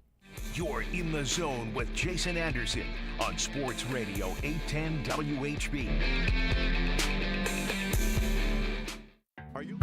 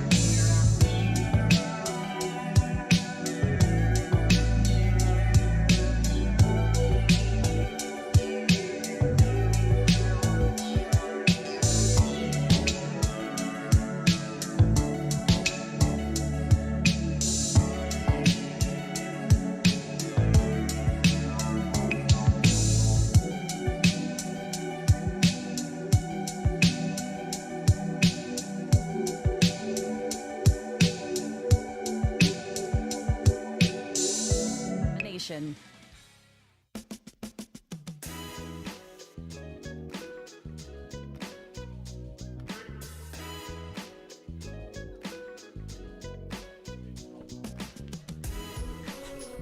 All right, we'll hear from the Chiefs coming up here very soon. Andy Reid, Patrick Mahomes, Juju Smith-Schuster, and Nick Bolton. Interesting things to ask Nick Bolton. No kidding. Woo. Who would you like to play next to, Nick? Your choice. Darius Harris, Leo Chanel, Elijah Lee, Cochran, John Cocktoson, Brian Cook. Who would you like to? You guys didn't get that one either. I'm going to just stop. I'm not going to. You know what? I'm not going to stop because the listeners got it. Yeah, exactly. I think that what we're going to have to learn to do Go watch Flex. is that you're just going to have to occasionally steamroll over me and Beards with a movie reference that we're not going to get, but listeners are still going to get it, and then you can all be mad at us for being young all together. It's like when I reference a meme that I kind of see the glass over look in your eyes, and I go, okay, Jason doesn't know that meme or that TikTok or whatever. That's okay. That's just the show getting more multiple in the age ranges we can hit. I think we just lean into it. Yeah. John, do you think we should Toastin. Do you think we could start quizzing Jason on things that I have said just to see if immediately afterwards he's retained any of it? No. Sometimes I wonder. It's an odd combination. Well, so were my parents. So we'll hear from Andy Reid, Patrick Mahomes, Juju Smith-Schuster, Nick Bolton, and then at 2 o'clock you'll hear John Sherman live right here on Sports Radio 810 WHB. We talked a lot about what we think, or not even what we think, what it could be about, right? What the press conference could be about in being called today. The timing of it is interesting. It's not the end of the season, but it would make sense in terms of this is the last night game at Kauffman Monday through Thursday. So if you're going to have the media out there before the game, this would be the time to do that. But it's just John Sherman. It's not a joint press conference. That would be like John Sherman, Dayton Moore, J.J. Piccolo. Here's the state of the organization. We've thought maybe it's a response to the athletic piece of the organization. Maybe it's a response of here's the vote of confidence that we're moving forward with everybody. All good. We know everything's in place. We feel good about that. Maybe it's talking about downtown baseball and having like renderings or something along those lines. And we also talked about maybe somebody is out at the organization. And let me say, John Sherman ain't holding a press conference if it's Cal Eldred. Correct. Yes. John Sherman ain't holding the press conference if they're restructuring their minor league pitching development, since we've already known about Simon Tachi that he is out. That ain't John Sherman holding the press conference. And again, just John Sherman was the most interesting thing to me in terms of maybe it being negatively foreboding, in terms of the tenor of the press conference, in terms of somebody being moved on from, etc. Yeah, I mean, are they moving on from Dayton Moore? Are they moving on from the entire front office? Are they moving on from the entire coaching staff? That they're saying everything is being wiped? I mean, is it Mike Matheny, Cal Eldred, the pitching coordinators in the minor leagues? Everything needs a fresh start. Is it Dayton? Dayton and JJ? Dayton, JJ, Matheny? Cal Eldred then takes over as GM, president, and also head coach?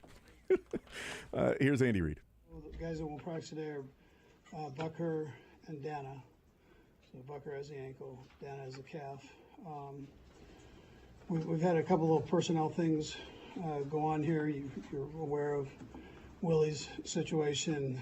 Darius Harris can fill in there. I mean, we've got people to fill in, but Darius has a chance to step in there.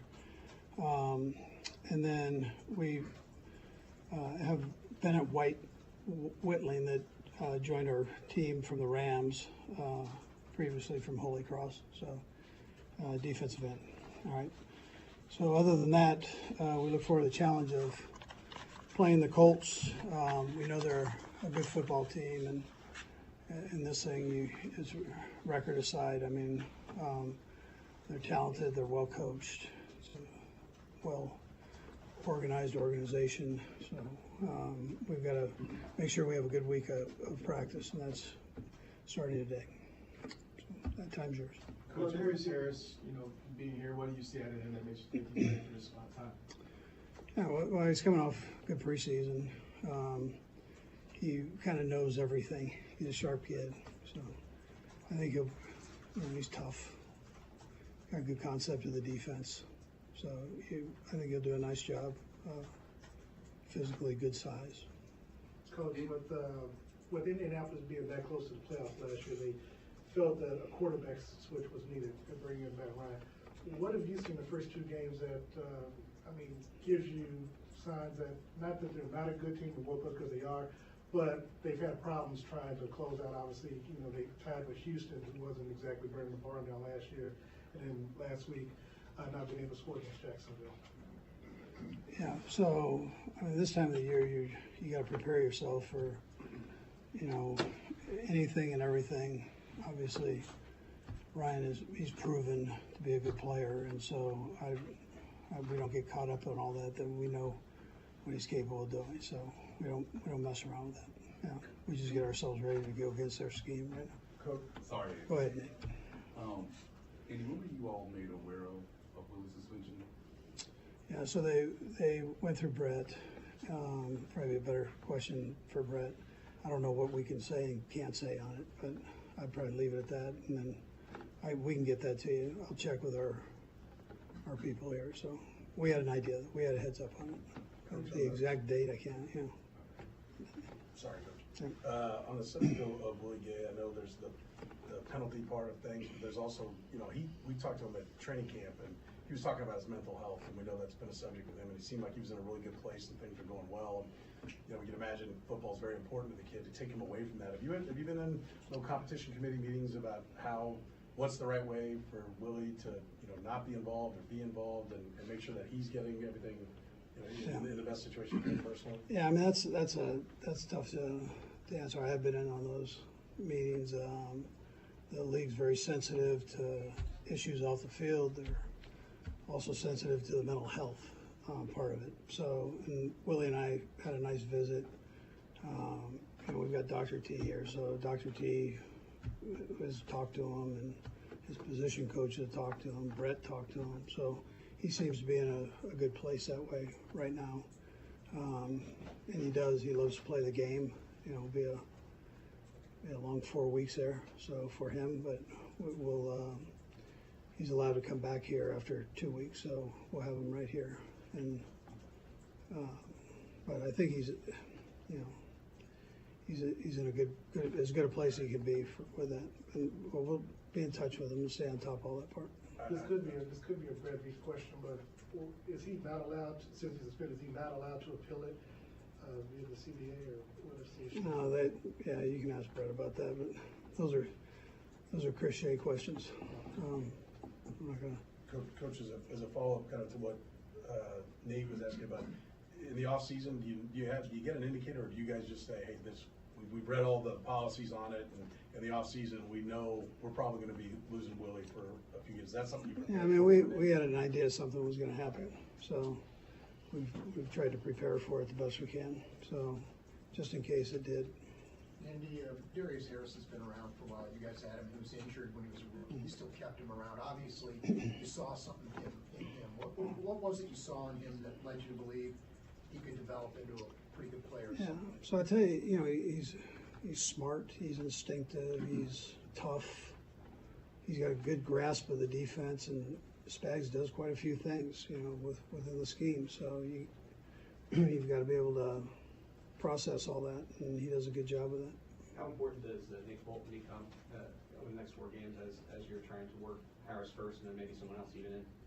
Yeah, so Nick, he's important every week because he controls that thing. So I would tell you, he's important every week. That's what I'd say. Andy, just the overall, like in the NFL, there seems to be a lot of people talk about the consistency and suspensions in 2 games, 4 games, 6 games, what have you. Just what are your overall impressions on just how the consistency is with these, suspensions? Are you surprised maybe that could come? Listen, that's a loaded question that I don't want to lose money on or not money on. And I'm not really familiar with every little thing that happens to each team. I don't know that right off the bat. So I think they try to be consistent with it the best they can.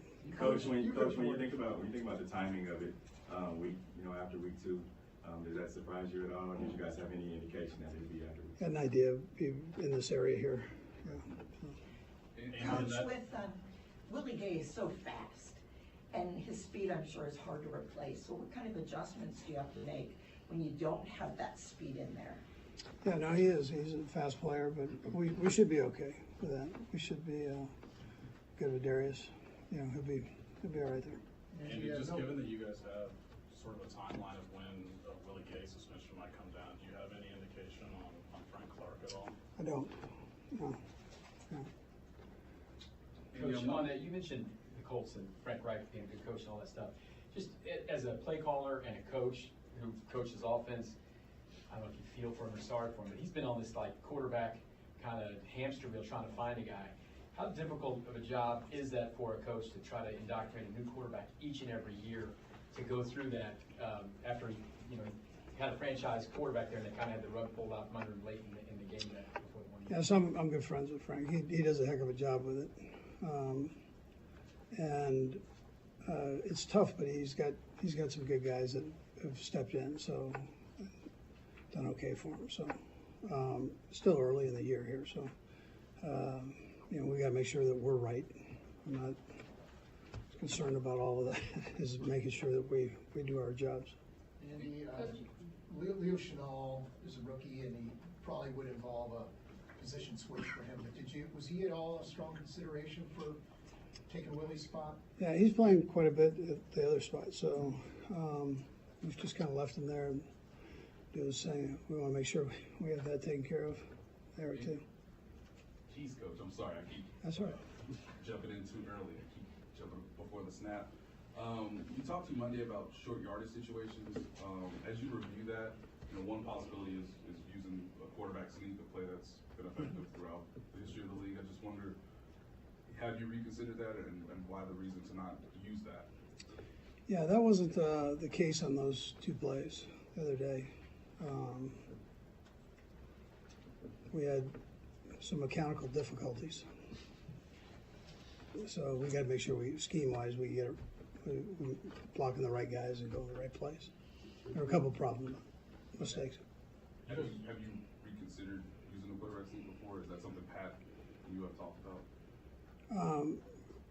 Well, he's asked me about it. And your answer? Well, you saw what we did. We used Bell in there to do it. Andy, those third and shorts were obviously something you guys were really good at last year. Do you just look at these 2 games and say something's Yeah, we were wrong. We were wrong on what we did and how we went about doing the job. So as coaches, we got to make sure we're putting the guys in the right position, that the guys do the right thing. I mean, that's really what those came down to. It wasn't,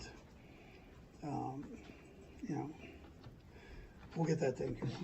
For these first 2 live looks, how do you sense that Patrick is trusting the offensive line to give him enough time to sort of maneuver there? Yeah, I think he's got good trust in the guys.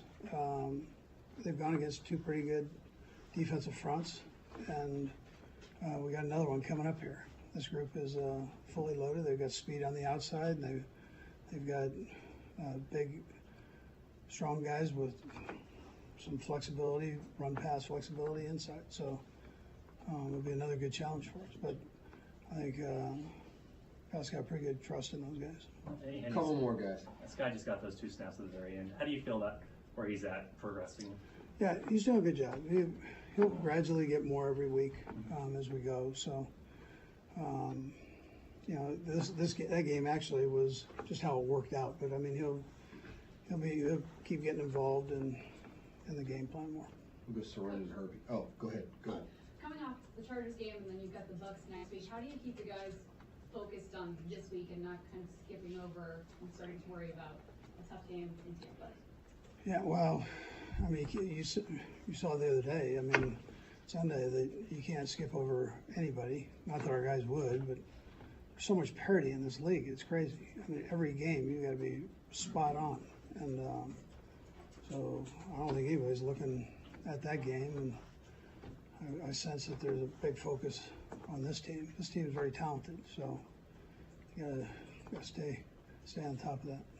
Coach, just in general terms, I know it's been a long time since your first year as a head coach, but you remember your first game and how different it was to be calling the plays, managing the clock, managing everybody else and doing that? How big of a shock to the system is it when you do that for the first time? Yeah, there might be a hiccup here or there. Yeah, I remember it well. One mistake in Philadelphia. It's like dog years. That's where we are. But I'd like to let you leave on that note there. Specific to Harrison Butker, how much concern is there that he's dealing with those dreaded and tricky high ankle sprains? Yeah, so they're tricky. I'm not necessarily telling you it's a high ankle sprain, it's an ankle sprain. But it's a matter of getting the swelling out, so, and letting the tendons there heal up a little bit. It'll be all right. Great. Thank you, Coach. All right, there's Andy Reid. A lot of ground covered there with Willie Gay being out and some other things being discussed there that we can certainly get into at a time when the press conference is over. Press conferences are over, and we can talk a little bit more about that. You're listening to Sports Radio 810 WHB Kansas City. We'll still hear from Patrick Mahomes, Juju Smith-Schuster, and Nick Bolton as well. Darius Harris, first name that came up with filling in for Willie Gay, and the Chiefs had a heads up for this and said had an idea it would be around this area of the schedule. So they had an idea it'd be around this time, had a heads up. He did not know what he could and could not say in terms of the timing of when they were notified that this was a possibility, but they had a heads up. Here's Patrick Mahomes. For Indy, off a little bit of a break. People are talking about you've got some tough opponents after them, but what is your focus on the Colts? I mean, the Colts are a great football team. I think all of us understand that. If you look at their roster, they have playmakers everywhere, guys that made plays in this league for a long time. And we understand how tough of an opponent it's going to be. So we're not looking ahead at anything. We're looking straight at the Colts and know it's going to be a tough matchup for us to go to Indy in their home opener and try to find a way to get a win. Patrick, you've had 2 weeks and 2 games to look at some things. What do you feel that the offense needs to improve upon most as you go forward? Yeah, I think we just keep getting better. I mean, we've done some great things. We've also done stuff that we can get better at. We got to just continue to find ways to have explosive plays. I know it's tough sometimes the defenses that we get, but we want to make sure that we still take advantage of that and keep that in our offense. And then whenever we need to be patient and drive the length of the field, we got to continue to do that. So you'll keep getting better with new receivers and younger guys that can kind of evolve in the offense, and we can keep opening the offense up even more. Patrick, I know you talked about before the season started that you were apologizing to fantasy owners as it relates to you know, digging the ball around. But how do you keep Juju and MVS involved? You know, if you're not going to them as often, obviously, you know, Juju used to be the number one receiver for the last year or so, and then you know, MVS playing alongside Adams. How do you keep them involved so they don't like lose focus in the game? I think that, I mean, it goes with me, obviously, getting them the ball in certain situations where we can get easy completions to them and stuff like that. But at the same time, I think Coach Reid does a great job of that. If they see the plays that are called, they know that their play is designed for them. And if defenses take those away, they understand that you get to the next progression of the read. And they're great guys like that. And so they're going to have their big games. Obviously, this last week, that was just a really good defense. The other guys stepped up and made plays, but I think you saw in week 1, and I think you'll see the rest of the season. There'll be days when those guys will have big days, and I think they'll be ready for it. Putting your leadership hat on, Willie, I know you're close with them, obviously suspended, whatever you're willing to share. How do you encourage someone just to kind of, you know, stay focused and stay in the mix, even though they maybe will be out of the facility for a couple weeks? Yeah, I think he'll handle it the right way. Obviously, the whole situation was a bad situation that we don't want it to happen. But at the same time, we love Willie as a guy, and we want him to come back in and still be a great part of this team. And so we'll continue to move forward against some tough opponents while he's gone. And I expect those younger guys to step up and make plays happen when they're getting their opportunity. Patrick, Andy was asked about short yardage and you with the quarterback sneak, and he said you were kind of lobbying for a little bit more. He was asked, well, how'd it go? What'd he say? And he said, we saw what we did. Mhm. So make it pretty clear he shut you down. Would you like to do that? Is that something? How hard do you lobby? How'd that conversation go? Yeah, I think the hardest I've ever lobbied for it is kind of in the playoffs. I'm like, I mean, we're here now. I want to get that first down or touchdown. But we trust in those running backs. We trust in our offensive line, especially when you got a guy like Burt too. I mean, he's pretty good at getting those first downs.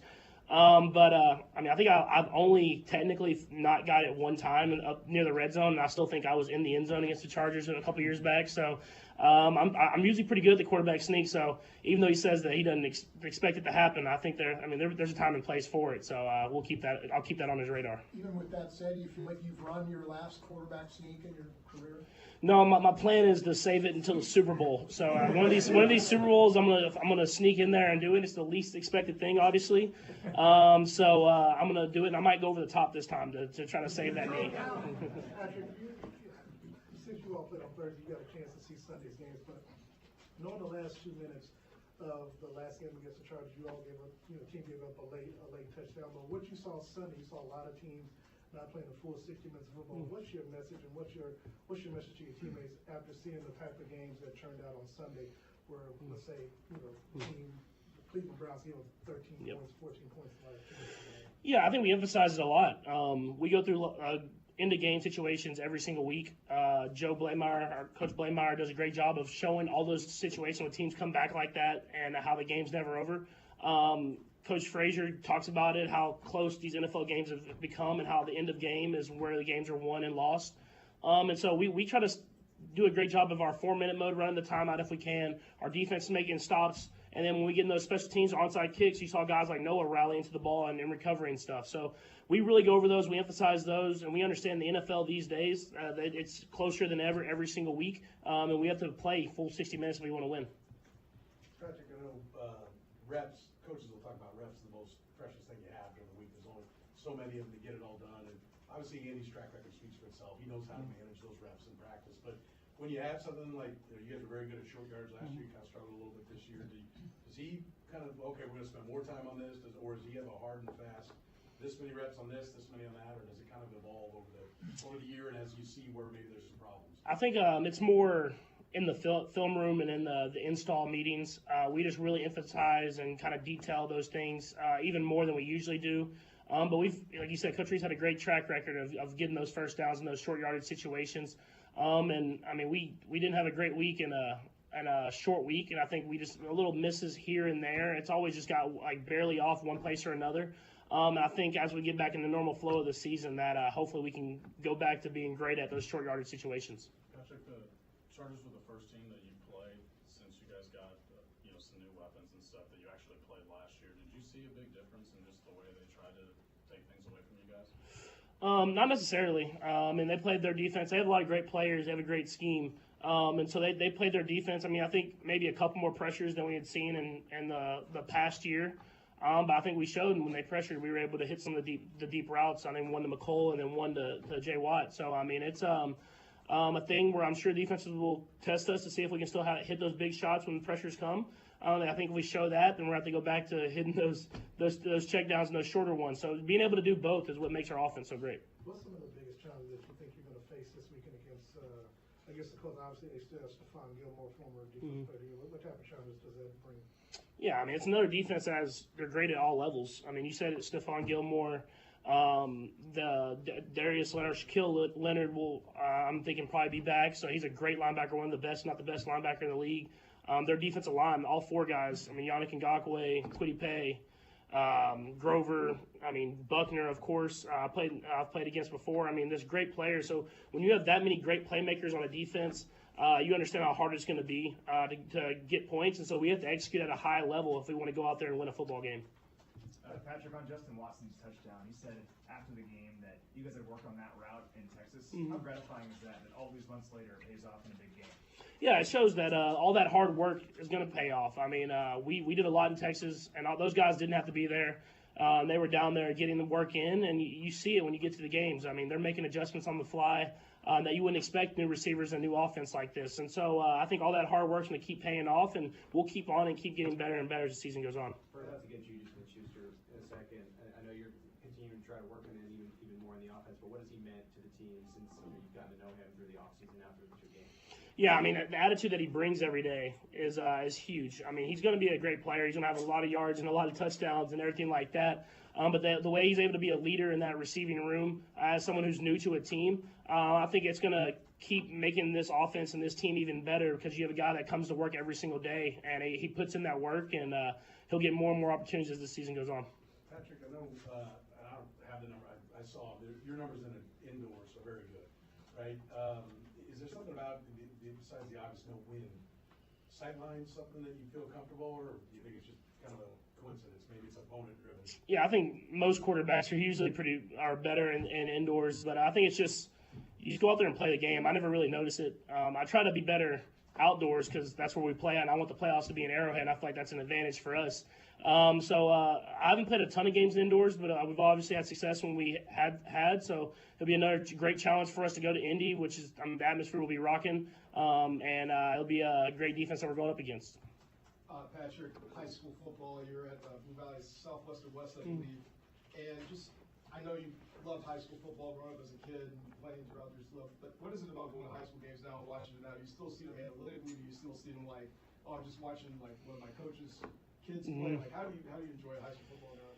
Yeah, I know. I still watch the game. I think I see it a little bit more. You can see the concept of what the offense is trying to do and the defense and everything like that. But it's cool just to be a fan. To go out there, the place was rocking, man. The student section, I was a little surprised because I mean it compared to where I'm at in Texas, and I mean I thought that there was no empty seats. It was a great football game, great players and everything like that. But it was cool to go out there and watch. Brittany's been to 2 of them with me now, so I don't know how many more I got. But it was cool to see. The only thing I say is those hashes are wide, man. I'm like, man, I didn't remember those hashes being that wide. So it's definitely cool to go out there and watch some kids that you've kind of seen grow up throughout the years. Thanks, Patrick. Thank you. All right, there's Patrick Mahomes. Boy, a lot of stuff that he talked about and got into, but the main thing that I have is where does Patrick Mahomes watch the high school football game from? He said, the student section was packed. It was awesome. It reminded him of Texas football. There wasn't an empty seat there. But where is he at? Is he in the coach's booth area, but that he's, there with Brittany? It's a couple of games that he's gone to. Is he just mobbed by people? Does he show up in a luchador mask so people don't know that it's him? No idea. No clue what how he would go about doing that. I think I saw him just sitting in bleachers, man. He's just a dude, worth $1 billion and maybe one of the most recognizable human beings in the country. You've got high school kids there, and adults that are like high schoolers around Mahomes. How does he not get just mobbed throughout the entire game? Is it Juju Smith-Schuster? Juju at the podium. Being a big part, even though you haven't had that day yet where 1 million targets have come your way. How do you see yourself evolving in this offense, and what you see yourself contributing to when your number is called more than anybody else's? Yeah, man. We talk about this, all the time. Is that anybody can get the ball, anyone can make the play, no matter who's in that position. Just know that when your number is called, make the play, and that's just what it is. For myself, I see myself, being the guy that, wherever they need me at, I'm there to be that guy. Inside, outside, whatever that may be. If they need me to block, I'm blocking. They need me to do this, do that. I'm an all-around guy. The majority of time, are you breaking off a route to follow Pat, especially when he's in scramble mode? You have a certain route, but then are you breaking off to just get open for him? Is that the majority of time? Yeah, of course. I mean, when Pat's scrambling, out of pocket, all of us, we're all scrambling, trying to, find a way to get the ball, catch the football and make plays. And that's just the norm. How comfortable do you feel you are in those out-of-structure situations with Pat now that you've had a long time to work with him? Oh, very comfortable. Like you say, we've been practicing since, all throughout OTAs, all throughout camp. So it's something that, we do it in the game, and I'm not surprised that, when we scoring it. So, yeah. What working with Andy Reid now, you've had a chance to do it a little bit. I know you have the preseason and everything, but kind of go through the game week, the whole process. What makes him, Mike Tomlin was obviously a very successful coach as well, but what makes Andy Reid so successful? Honestly, I think it's just the attention to details. One of the biggest things that, leading up into the week, going into the game week, the distractions are less, and you're more focused on your job, your assignments, the details of your routes, your plays, And then one of the biggest things he always says before every game is, show your personality out there. And I think that's really cool because, everyone's a different personality. Mine's different between, other guys on the team, and other guys are different between, a lot of other guys on the other side of the ball. So it's just really cool to go out there and everyone's just to have fun, fly around, play ball. Can you talk about the Indy defense a little bit? Yeah, although they're struggling right now, I think they're a great team. They have a lot of puzzles that they have on their defense that's going to fit really, really well. I'm excited to go against Gilmore. He's a guy that I went against multiple times when I was in Pittsburgh, and him being at New England. So it's really cool. Their middle linebacker, he's a captain of the team. He's been doing it for so long. So I just got to give it up to them. So and we can't go into this game taking it lightly, especially it being an away game. One thing we always hear about Andy's playbook is you have to know every single position. Why do you think that's played into what you do well? I think because honestly, since I've been in this position, like I said, knowing every position, knowing that, Pat can trust you, that, you know what you got on this route, on this play. For example, in a situation where, someone goes down, you have to fill that void. It's just because it's a certain personnel for a certain player. At the end of the day, everyone has to know that position. Everyone has to know that play because you never know when your time is called. You had a player tell me once, all you want from a coach is put you in a good position, let you succeed, let you show what you can do. And so when they don't do that, it's a bad spot. Not here, I don't think, obviously, but you're at a time in your career where you're like, what's this guy doing, and what does that do for you as a player when the coach is maybe you have the feeling that hey, he's letting us down? I've never been in that position before. Okay. You remember it in college? I figure you've been in pretty good places. Right? Yeah, even at USC, Long Beach Poly is a really good school. USC is a really good school. Pittsburgh is a really good school. Team, not school, and then obviously coming here, I'm blessed. I'm fortunate to be, a really good team. So when that day comes, when I'm probably like year 12 and I'm somewhere like just, but I have not yet. You guys came off an unbelievable game with the Chargers on a major stage. And after this game, you've got some big opponents looming. You said you're not taking them lightly, but in where this is placed, does it take a little more effort not to look past this group? Honestly, I don't even know who we have next. I just know that I have the Colts this week. They're big bad dudes. I'm sure of it. I'm sure of it. Every team is really, really good. But I think I take it week by week. I focus on this week alone, and the Colts and Indy is on our schedule for this week. So, and then once we get past Sunday, then boom, we're on to the next. You had a chance to play in front of your new fans now as a Chief here at home for the first time in a primetime game. Yeah, it was actually really cool. For the first time, I was on the opposite side of the ball last year around, going into the playoffs, and it's just really nice, to hear the fans, walk out the tunnel and they're like, Jew, like that's really cool. And then I also tell my teammates, I was like, damn, like I remember we lost here in the playoff, and the board says, due to too many touchdown scores, we ran out of fireworks. So I want to be on this side when that happens. So that's pretty much it. Anyone else? Thank you. Cool. Thank you. No problem. All right, Juju Smith-Schuster, someone that eventually he's going to have a huge game. One of these weeks he's going to have 100 yards, 8 receptions, 100 yards, a touchdown or two. Maybe it's this weekend for Juju Smith-Schuster. Should also pass along that Michael Pittman and Alec Pierce for the Colts practiced today. So they missed last week. They are both practicing. Alec Pierce with a concussion and Michael Pittman with the quad injury. Both were at practice. Whether that's limited or full participant, we'll see. But obviously pretty good news, even if it's limited on a Wednesday, for those guys to then be out there, which makes a difference for their offense to have, their top 2 receivers out there on the field, or at least their number 1, and then rookie Alec Pierce, who was taken in front of Sky Moore, but not like the Chiefs are doing much bragging in how much Sky Moore is playing and the impact he's really making right now. So looks like it'll be Jalen Watson at the podium, maybe instead of Nick Bolton. But Jalen Watson looks like he's going to be the one, which would make sense. You got a podium game. You got a podium. You got a podium game. You get the podium. I would like to hear from Nick Bolton today, of all days. Yeah. The well, first I guess presser day after. Maybe both. Whoa. Now Todd is saying Okay. Jalen Watson after Nick Bolton. So I thought maybe it was an exchange. I thought it was a take trade. Commercial break ever again. Beers So- is probably. Beers, how you feeling back there? You good? Yeah, we'll see. Okay. Never gotten a straight answer from Beards on anything in my life. So Jalen with the podium game Just say you're stressed out, man. Thursday, and we hear him at the podium. And then he gets a Wednesday podium. Thrown in as an extra player. Do you think Juju really doesn't know they're playing the Buccaneers on Sunday night next? The real bad dudes? The Monstars. I would guess that he knows that there are teams along the way that they're going to play eventually.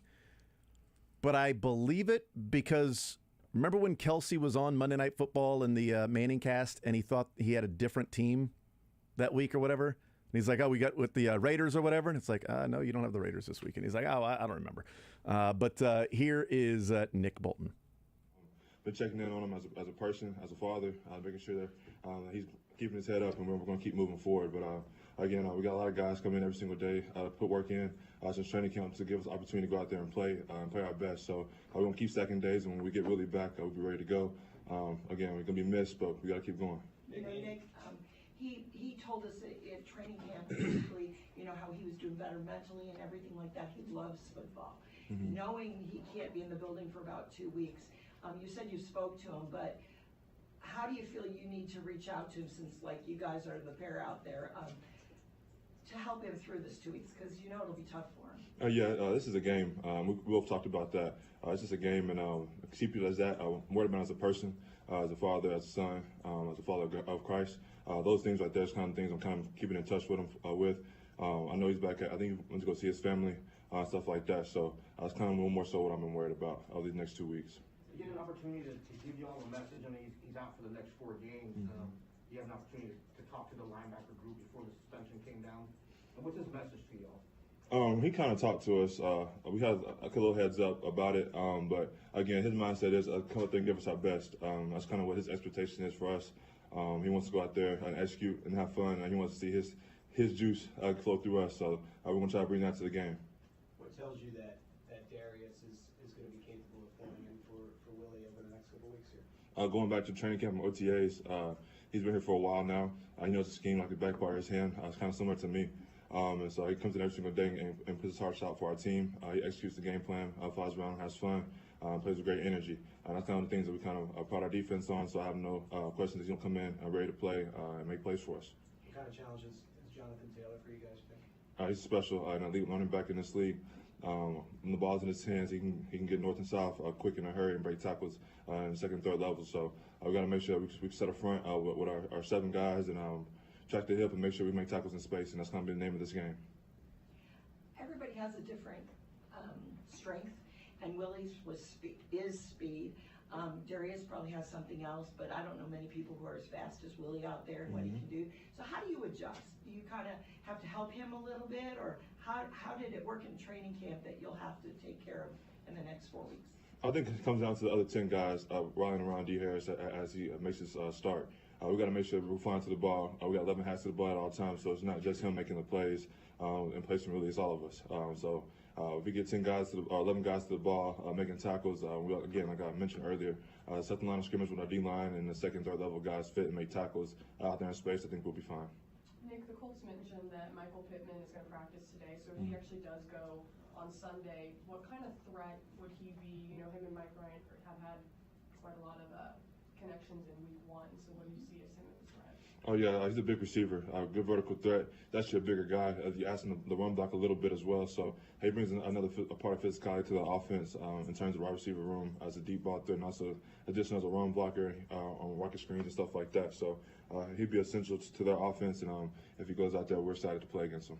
If you've this year too for you, you've been in that linebacker room with the absence of Willie now, and I know you have a lot more responsibility now. Do you feel any more added pressure on your shoulders? Football, again, it's a game. I don't really feel added pressure. My job is to go out there and give our defensive players the call and go out there, execute, and also have fun by doing it. And so I've been doing that my whole life, and I'm going to continue to do so. When you see a rookie return, a pick 6, 99 yards, how does that just give a jump start to the defense when it's a younger player like that who makes a play? Oh yeah, I mean, that was a special play. Again, I was talking to him before the game. Didn't know that it was going to be that big for us, but I knew he had a chance to go out there and make plays for us, and so I was excited for him. I guess that's a glimpse of what our young guys can do on our football team, and he's just one. It's a whole bunch of them I can go out there and make plays for our team. But again, it's exciting for him, and I was proud of him. We're going to keep training that way. Well, he's player of the week. Like, do you get a big head with that? Oh, yeah. I mean, you can, but I think that's not the type of guy he is. He comes in every single day and works hard at his craft. He has that chip on his shoulder for being a 7th-round pick, and he carries that, and so he wears that pretty well. You had a similar play last year. You recovered the fumble and ran like 95 yards for a touchdown. You guys compared at all? Well, his looked a little bit better than mine did. I almost fell, so he didn't do that. So he had to cruise into the end zone, but it was a hell of a play he made down the goal line and actually changed the game. So I was proud of that. But his looked a little bit more better informed than I did. Anyone else? Thanks, Nick. All right, thank you. Thank you. All right, there's Nick Bolton. Darius Harris is, Andy Reid talked about it. Now Nick Bolton talking about it, that Darius Harris, the guy that they expect to step in. Nick Bolton checking in on Willie Gay just as a friend, checking in to make sure he's good as a father and a person and all of that stuff. And then Willie Gay's message, because they had heads up that this was going to happen, that he wanted someone to bring the juice, bring the Willie Gay juice that he brought to the table. The juice man will not be there the next 4 weeks, so who's going to do that? But Nick Bolton saying that Darius Harris knows the defense like the back of his hand, and he's an energy guy, and they'll be fine with him stepping in to be able to bring that, which is what the defense prides itself on, is energy and running and doing some of those things. So hopefully that's the case. We were talking about Darius Harris with Matt Derrick like 2 months ago during training camp, and Matt Derrick was having him make the roster over Jermaine Carter, even really kind of getting more work than Leo Chanel, and now it seems like that's really come home to roost. He was the backup Mike. If Nick Bolton were to have gone down, Darius Harris very clearly would have been that next guy. I am nervous because he is not Willie Gay, the athlete. He does not have the speed that Willie Gay does. We talked to him yesterday about maybe the option of letting Darius Harris play the mic and then moving Nick Bolton over to the will. I could still see them doing some things there, where I bet Darius Harris will be the guy that gets the most significant uptick in work. I will be incredibly curious to see what that role is and how his role evolves, because it's a different game plan for Indianapolis and Tampa Bay. I'm just picturing, because this is a reference you guys definitely 100% will not get. I'll get it. Of Willie Gay and Darius Harris, as Willie Gay's given the message to the team in the locker room, as Nick Bolton was asked about the linebacker room, what was Willie Gay's message, since you guys had a heads up this was happening, and he talked about, somebody bringing the juice. I'm picturing, as he's leaving the room, he looks at Darius Harris and says, "You've got the juice now, man." Yeah, that's one of my favorite movies. Is it really? Yeah. Oh. What was that, from Pirates of the Caribbean on Stranger Tides, or? Oddly enough, it's from the movie Juice. Okay. The OJ story? No. The orange juice story? No. Do you say Juice? Juice, with Tupac Shakur and Omar Epps. Tupac played a really psycho character in that one. Man.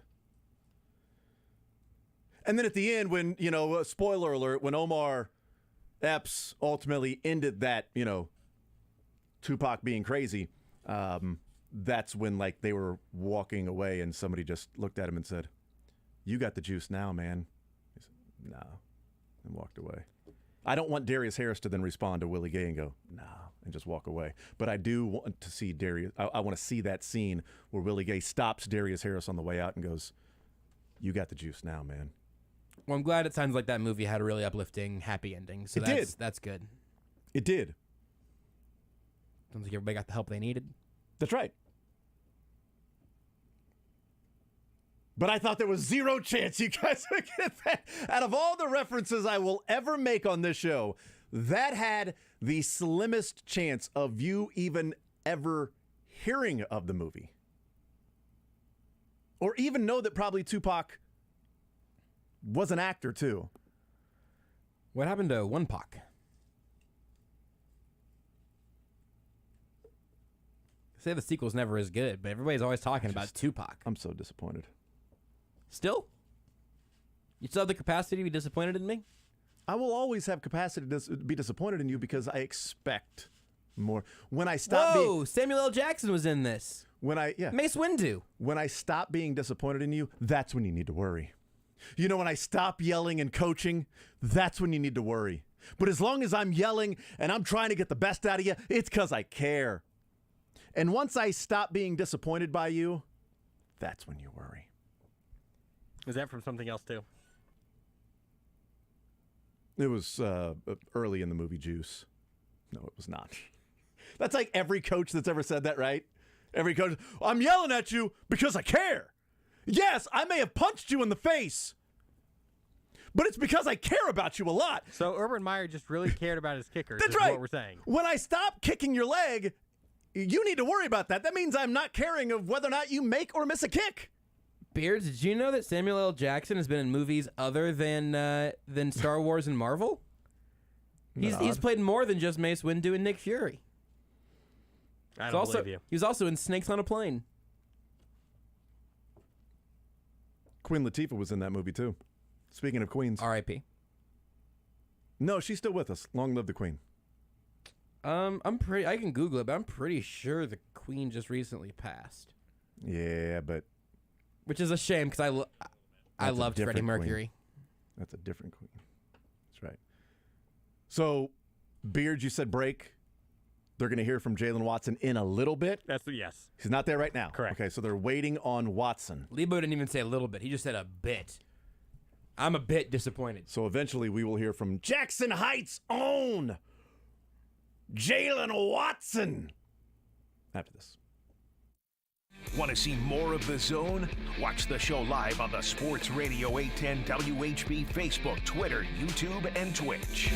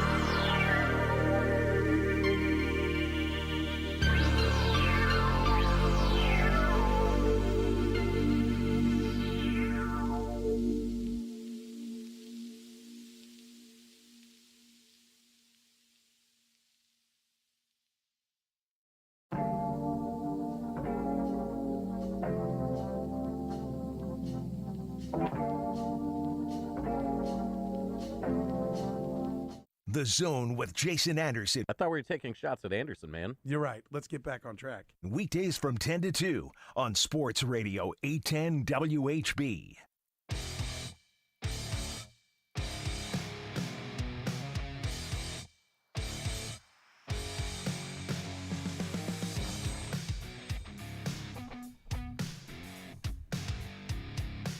All right, we continue right here on Sports Radio 810 WHB. I appreciate the number of texters that got the juice reference. I appreciate that. And those that were also then in turn disappointed with you. As long as you think it was worth a squeeze. It was.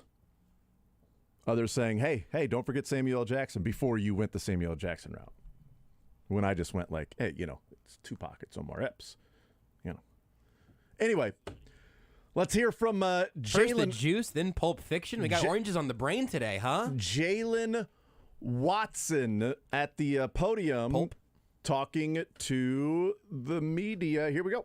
Good morning. You last week, and now you're a superstar. I mean, look what happens in a week. No, it's crazy world, huh? So what's happened to you? Has your phone lit up? Have you gotten offers from, commercials? I mean, how has a play like that changed your life? My phone's been muted for the past, I would say, 5 days. It was going off. I just muted it. I didn't want. Plus, it was my birthday, so my phone was going off. I just muted it. I'll probably start checking it sometime later this week. Hey, your birthday present. Yeah. AFC Defensive Player of the Week, man. How's that feeling? I'm very humbled.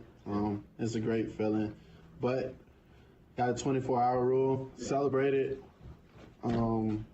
Glad it was on Thursday. I can celebrate a little longer than 24 hours, but I'm on to the next one. Patrick Mahomes said that it was going to be your birthday because of the interception. Did he repay the favor? How was the favor repaid? Since he said it was going to be your birthday. He had a birthday party. Went there. My face was over the place. They had a cake for me and him, so it was a good time. You keep the TV ball? Of course. What are you going to do with it? I'm gonna put it in a case. Yeah. Can you bring us through the moment of just finding out that you were the NFL's AFC Player of the Week? Who told me? I think Chris Lamont told me this morning. I didn't expect it because I know a couple players had good weeks, but I was just humbled, truly blessed. I know you're so forward-looking, but in the frame of reference of just being a seventh rounder and able to accomplish that so quickly, what does that mean to you? Means a lot. Shows all the hard work and dedication I put in.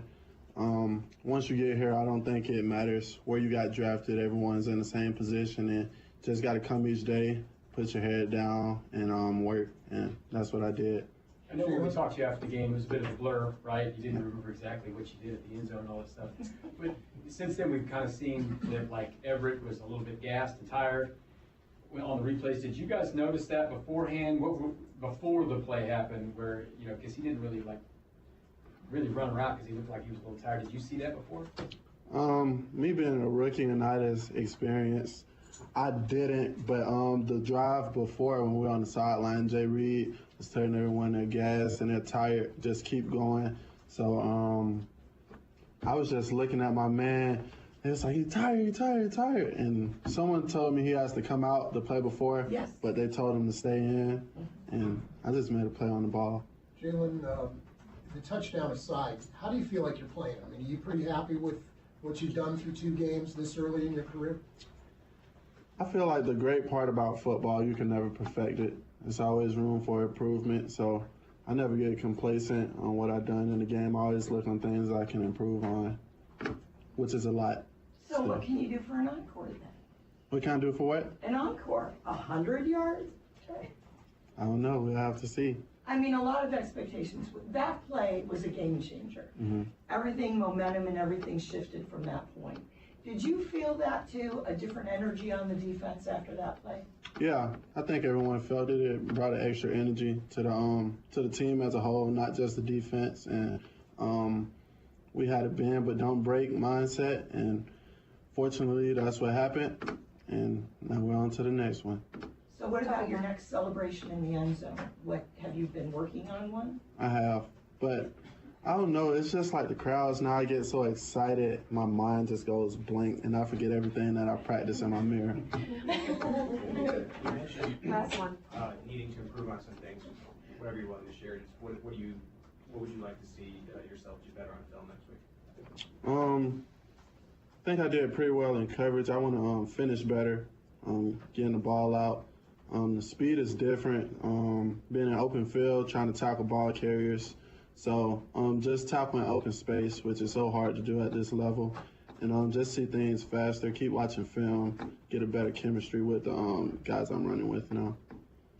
Jalen, everyone got to know a little bit more about your story based on Thursday, but I think one of the errors on our part was we didn't ask you, what is your mother's name, so that we can give her a proper shout-out. It's Coco. It's right here, tatted on my arm.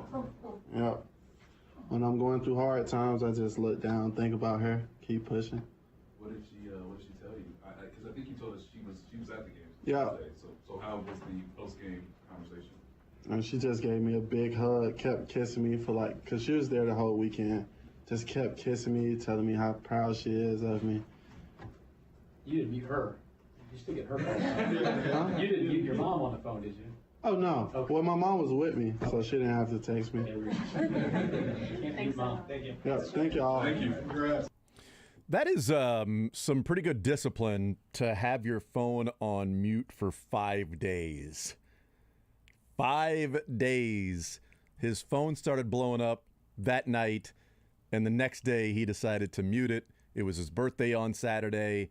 Patrick Mahomes joked that it was going to be Jalen Watson's birthday, even though Patrick Mahomes' birthday party was being had at his house. Same day, same birthday. Same birthday, same day. So Mahomes saying, he's got a great birthday. It's going to be his birthday party this weekend. Turns out that's what happened. He shows up to Mahomes' house, and there's pictures of Jalen Watson everywhere. And then they share a cake. That's a quick turnaround, by the way. Pretty good. That's a quick turnaround for a birthday celebration. All of a sudden have blown up like fat heads and things of Jalen Watson in the house, and then having a combined cake that quick of Jalen and Patrick Mahomes. So that's pretty good. But yeah, a couple of other things from that, and then Andy Reid's press conference. We'll get into those on the other side of the break. We'll also hang out with Mick Shaffer coming up in the 1 o'clock hour. More Zone right after this at Sports Radio 810 WHB.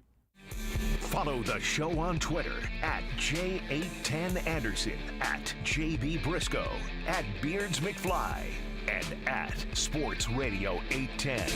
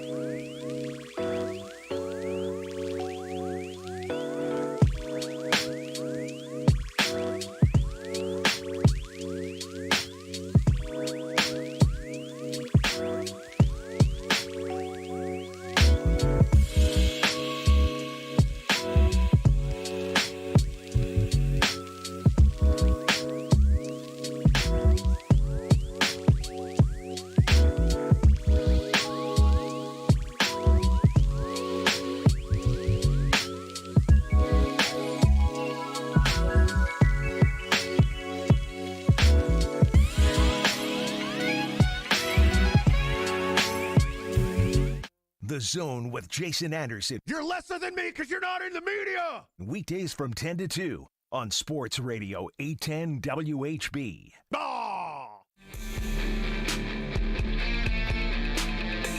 All right, we'll talk with Mick Shaffer coming up in the 1 o'clock hour. Get his thoughts on maybe what we'll hear from John Sherman at 2 o'clock. We don't know yet, but, I mean, when it's John Sherman and only John Sherman, it's probably something bigger than just, hey, we're going to look into how much we're charging for parking. But we'll find out. A lot of stuff to take away from Andy Reid's time at the podium. Learning from that. Thought it was interesting. And then Nick Bolton, Jalen Watson, Patrick Mahomes, Juju Smith-Schuster also talking as well.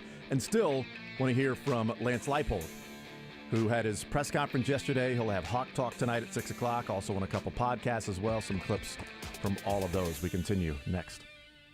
With the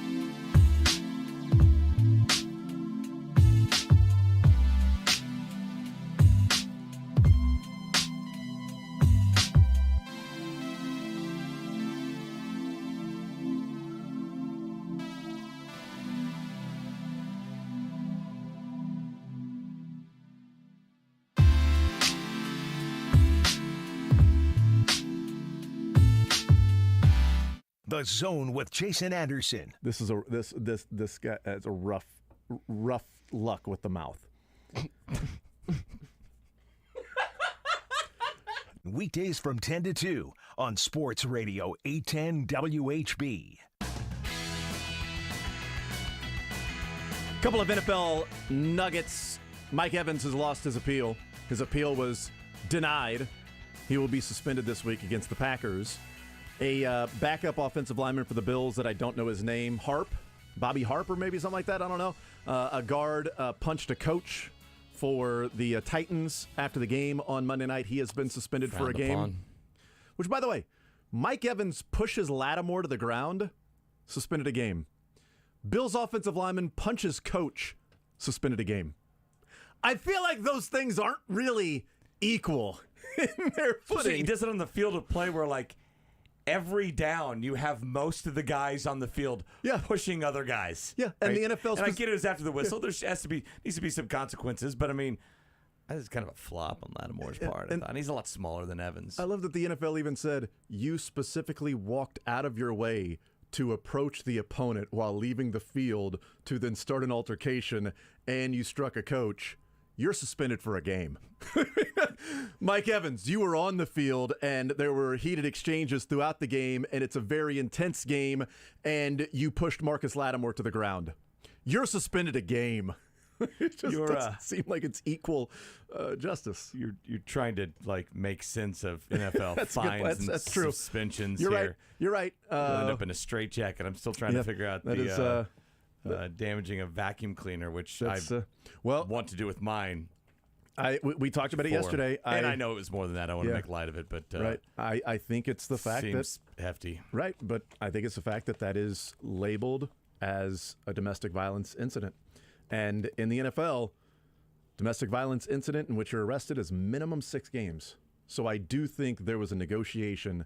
My guess is, and I haven't heard anything from this, but when the word came out that the matter has been resolved, it's a 4-game suspension and Willie Gay will not appeal. To me, that's a negotiation of, I know you're saying it's an automatic. Out of court. That's right, settled out of court. And I'm guessing I won't appeal, drop it from 6 to 4, and I'm not level 1 in the domestic violence program in the NFL. Because level 2 is your ban for life from the NFL. So, mind you, you don't want to be, if you're Willie Gay, it's like, well, I'd really like one more chance to have a domestic violence arrest before I'm banned from the NFL, but it could be part of negotiating in that I don't want to be viewed as this. There wasn't anything physical, according to the police, and in a year, if I stay out of trouble for the 12 months, then it's going to be expunged from my record and won't even be there. I don't want to be labeled as this level in the personal conduct policy. I'll take a 4-game suspension, won't appeal, all that stuff, and we move on. I would guess that's probably what took place. Because anything DV is minimum 6 games. And this is not a minimum 6 games. So I think Derwin James, a minimum 6 games for his body slam of Kelsey? Maybe 8? Probably 8.5. Like, it's like a targeting. You got to miss a half. It was in the second half of the game. Yes. So he does have to miss the first half of the next game. No, he's got to miss the whole game. It sounds fair. Right? Just miss the next Chiefs-Chargers game. Yeah, he's got to miss the whole game now of the next game. Instead of if it was the first half, he would just have to miss the first half of the second game. Yeah, that happened in the third quarter. Into the third quarter. Sorry, you're out for a game, dude. That's ridiculous. That's targeting. That's a unsportsmanlike conduct, unnecessary roughness with targeting. You got to punch your head when you do that because that's the way of creating the targeting. I'm just kidding, by the way. I don't think Derwin James should be fined $1 for that. I'd like to reward that, actually. I think we can get more of that into the sport. It's called football. You can't be throwing guys down on top of their own heads and necks. It's not like that's an epidemic, right? You have to hit a guy and have him hit you perfectly to be able to pull that move off and have him. I mean, I think he was maybe starting a jump. I couldn't quite tell, but Andy Reid said that he caught him just right. Said it's a little different when the guy goes in the air. And he was talking about Kelsey, and I'm like, I agree with you. If they would have just met at the goal line and Derwin James just picks the guy up like the fireman carry and then whips him down to the ground and tackles him, yeah, that could be unnecessary roughness. But if somebody's sort of jumping into you and you grab him and drive him to the ground, I'm good with that. So what Josh is proposing is there be this kitty, like a kangaroo court in baseball where everybody has to pool their money. If you get fined, it all goes into a big kitty in the pool. And if a guy like Derwin James does that, he gets then a portion of that. Like you get extra paid out based on fun by doing those things, whereas Mike Evans is going to have to put into this community fund. I have some breaking news. That's what your idea is. I have breaking news right now. I don't know, Beards, if we can get to breaking news. From Jesse Newell. PSA for Chiefs fans. Okay. Linebacker Leo, last name, says his last name is pronounced Chanel. Okay, there we go. Finally. Quote, small town, it's a little Chanel. easier to have people get the pronunciation correct. Chanel says with a smile, when you go on to college, the bigger world like this, it takes a little bit. So we are sticking with Chanel. I think we got that was the pronunciation in college as well. Eventually but got there. Incredible, big breaking news here from Jesse Newell. Chanel. We should have just... Sorry about that. We should have just went with Chanel once I said Chanel. That should have been our Leo tip Chanel. off. I don't even have to add. In fact, he changed his name. Once I went with Chanel, he's like, just call me Chanel. Yeah. That's fine. Whatever the number is. Chanel, the number he wears, it's fine. Easier. It really Chanel. is. It really Lazy is. with our vernacular, kind of a Dwayne Wade or an Anton Jameson. Yeah, Dwayne. Yes, Dwayne. He is... Wayne Jones. Happy birthday, Dwayne Bowe, by the way. Hey, Debo. You guys brought that up. I said Dwayne poorly a few times, and I wanted to just make sure that we just fully devote this show here to Dwayne Bowe. Like it or not, this edition of The Zone today, this is for Dwayne Bowe. There we go. Let's hear from, if we can, Lance Leipold. He talked yesterday at the press conference, but he was also on the Ryan Leaf podcast. And I found out that Ryan Leaf has a podcast. He's filled in for Rich Eisen a ton. He's like the main fill-in guy there now. His own. It's called like the Straight Line or whatever with Ryan Leaf. It's a gambling show, partially as well. So like he needs more vices. So Ryan Leaf has Lance Leipold. What? Nothing. Go ahead. Just the thing you said out loud on the radio. Very judgy. Nobody else turned his life around. He has, Jason. which is a really cool story. It's a really cool story. And in fact, he spoke to the KU team before the season. They're 3-0. You know what other team he spoke to before the season? Florida State. They're 3-0. Wow. Maybe Eli Drinkwitz should have thought about bringing in Ryan Leaf to talk with his team, or It's just the missing piece, or just to play quarterback. Or play quarterback. Exactly. Here's Ryan Leaf, and the question is left in there. Talking to Lance Leipold, this is at the end of their conversation. He got into the, hey, there's a lot of talk going on around you. When you become successful, like you have throughout your career, there's always another opportunity. Your name has been brought up for other jobs already because of how successful you've been. How do you handle things like that, especially when you're trying to build something in the culture and the days of now NIL and the portal and everything like that as a head coach of these young men?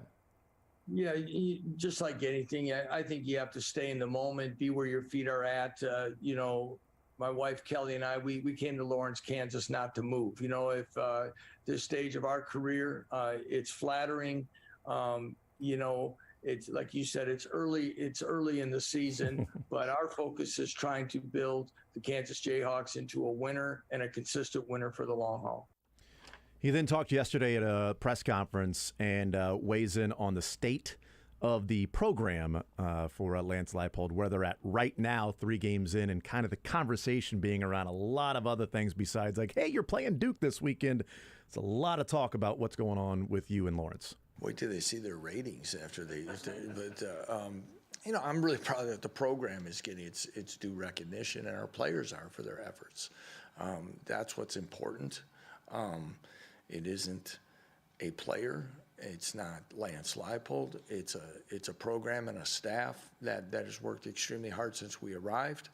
It's a group of players that have bought in and continue. All those things I'm excited for, and for us to get our little,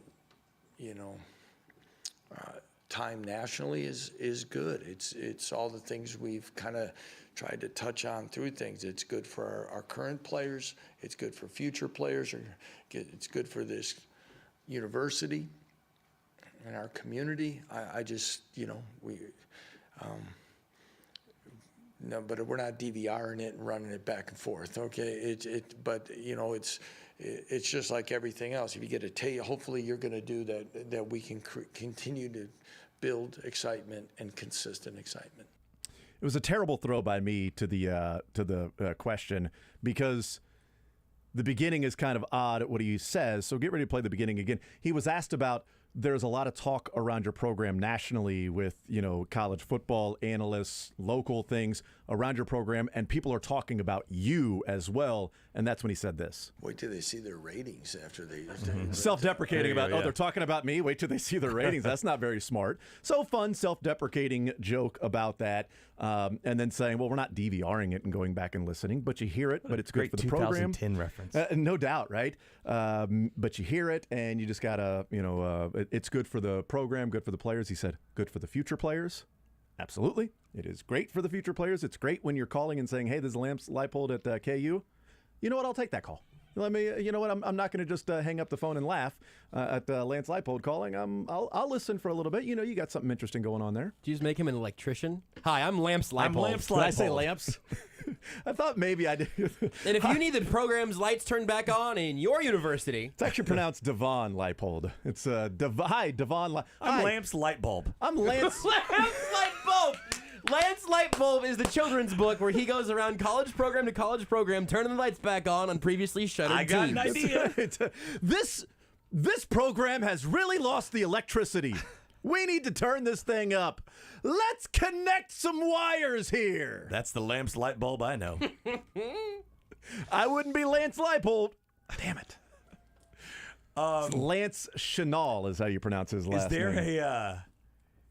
Is there? I don't know if there's a bigger indictment on the past KU teams of the last 11 years or whatever than a 3-0 start this year, making you the top dog candidate to take over at Nebraska. Yeah. It's been that bad that an FCS win, a group of 5 win for now, a win on the road against a lower tier Big 12 team, bottom half Big 12 team, that gets you an interview at Nebraska if he wants it or whatever. That's how bad it's been. I do love that some of the part of the movement, and it's all in fun, right? Part of the movement by some KU fans are trying to get the word out that Lance Leipold's record at Kansas is awful. He's not a good coach. It's like Nebraska's looking at a coach that's 5-10 right now. Yeah, well, 5-10 coach. Stay away. You don't want a coach that's only 5-10 at Nebraska. He sucks. Okay, he's not that good, which is great. I love the thought process of getting this hashtag or this movement of Leipold can't coach. Yeah, going so that Nebraska fans are like, even KU fans say he sucks. What's the deal here? We're just gonna forget what he did at Buffalo and all the national titles at Whitewater. I'm just gonna cherry pick. He lost to an FCS school. No, they beat the FCS school last year, I think. Yeah, we're gonna forget that he has 49 losses in his entire career. He's 151-49, and 10 of those losses are at KU. He's on a slump. 20% of his losses in his career. You're gonna hire a guy with 49 losses? Okay. Yeah. What about it? I'm not paying attention to anything else. He's lost 49 times. This guy's played. This guy's coached a Power 5 school 15 games, and he's lost 10 of them. That's the guy Nebraska wants. What are you getting, Mike Riley Part 2? I mean, nice guy, can't coach. Terrible. So what do you think about Bruce Feldman coming out and top 3 candidates at Nebraska, according to sources at The Athletic and to Bruce Feldman? Lance Leipold. It is Matt Campbell at Iowa State and Bill O'Brien, the offensive coordinator at Alabama. Yeah, I don't think. I don't know. I don't think. I loved his comment. We didn't come here to move. Yeah. I don't think he would jump this early. Nebraska's not the job it was 20 years ago. maybe it can get back into it. I don't know. Campbell, that feels like, I don't know, # lateral move, or at least he can get a much better job than that. Will he ever leave Iowa State? Or is he just going to say, you know what, Ames is now my home? Surely had better offers than that. I'm going to be the Kirk Ferentz of I could see a Bill O'Brien. Yeah, I think if Bill O'Brien's offered, I think he would immediately take the job. Robert Sarver could go be the next OC at Alabama and have a head coaching job within 2 years. Yeah, he can get his, could? Robert Sarver, he's selling. The Suns owner, he's selling. I'm thrilled. This is the biggest day, and this is the second biggest win in Suns history. They got to the finals 2 years ago, and Robert Sarver's finally selling. Good for you. I'm so happy for you. Got to find the wins where you can get them. What I find interesting, Mick, and I said this yesterday, but we were off the air for a little bit, so I don't know how many people heard it, but at least like 7 or 8 fewer I than said usual. this yesterday, but it wasn't on the radio, so Yeah, I was driving alone in my car, so I don't know how many people heard it. I was kind of like a pig in Shane yesterday. Do you think Shane likes that phrase? No, not at all. That's why he says it. Yeah. He's the one that came and knocked on the window and said MIZ after the game. I didn't say anything to him. He came and sought it out. So, yeah, he was a pig in Shane that day, and I was a pig in Shane yesterday. The audacity to root for a team that can win a game. I know, right? It's ridiculous. How dare he? Yeah. Why is he rooting for Mizzou, though? He's the one that said MIZ. It's weird. But I'm delighted, and my heart grew like, 3 times larger, like I was the Grinch, when I think back to a conversation on the show about Eli Drinkwitz and would Eli Drinkwitz take this job or that job and how successful he would be? And it's like, well, you think that they're better programs than them. And my point was just, well, no, everybody's different. And just because you wouldn't take a job doesn't mean that that program is worse than the one you're at, because Matt Campbell. So having that conversation and being called a homer and now hearing many Kansas fans saying, Lance Leipold ain't taking the Nebraska job, it just warms my heart. It really warms my heart to go from, no way, you're a homer thinking that Eli Drinkwitz might stay at Mizzou over some of these other programs, but it would be dumb if Lance Leipold took the Nebraska job over KU. Eli Drinkwitz ain't turning down Tennessee over Mizzou, but Lance Leipold's like, bleep you, Nebraska. I'm at KU right now. It just warms my heart. That's all. That's all I'm saying. It's a good point. Thank you. We take a break. On the Leipold end, it feels like it would just be it's obviously a better job. Mm-hmm. And it's after 1 year as opposed to the question we had was after 3 years. Yeah, the timing of it. I get that. Yeah. I feel like he would want to do more there and then obviously accomplish maybe some better offers. I guess it would be 2 years. He's probably not leaving October 1st. But still, it's so weird that it's like he did coach last year, but it's like, well, it's only 1 year he's been at Kansas. Like, would he leave after this year and only 1 year? But it's kind of like a year and a half. It is weird this early in the season. Yeah. Like you're firing your coach. You're looking for others, and it's all guys with current jobs who've got to pay. They're going to play 75% of their season still. Yeah. Arizona State's open, and I think Braden Gall said yesterday that Auburn would probably like Mizzou to go down there and beat them bad so they can put Harsin out of his misery so he can take the Arizona State job, which is what he's wanting to do now that Herm is out. So I thought that was interesting, just to go down there, beat him, Harsin gets fired, and he can move to Arizona State and be the ASU head coach. So I want to hear this clip because when we heard about Lance Leipold from Buffalo, it was, he ain't going to win the press conference. He's a really good coach and a builder, but he can be kind of dry. Personality's not going to be there. He's going to have a little bit more flair than Les Miles because he'll actually know what he's talking about. But it's not going to be. He's not going to be Eli Drinkwitz, right? It's not going to be that sort of flair there. This is from the podcast that Greg McElroy has, which I found out that Greg McElroy also has a podcast called. If you see like a human upright. They have a probably podcast. Great chance they have a podcast. It's a bird flying by that actually is recording a podcast. It's just a bird carrying a Yeti mic. That seems difficult. It's just like just recording the podcast. Where else am I going to go? I got to fly around to do this thing. So he's on with the Greg McElroy podcast, and this is a little bit of the Lance Leipold personality. And you find out that Lance Leipold has a little red ass, in his personality. It's not just an aw shucks, gee, golly, well, I guess that's what we got. It's what we'll have to go with. This is Greg McElroy telling the story about when he and Lance Leipold first met a number of years back and what Lance Leipold threatened to do to Greg McElroy. Our relationship did not get off to the strongest start. Tell the people how we got introduced and where our relationship started. It was in a lovely place, I'll say. It was in the Bahamas at the Bahamas Bowl. So let's start from the day that we met and how that interaction started.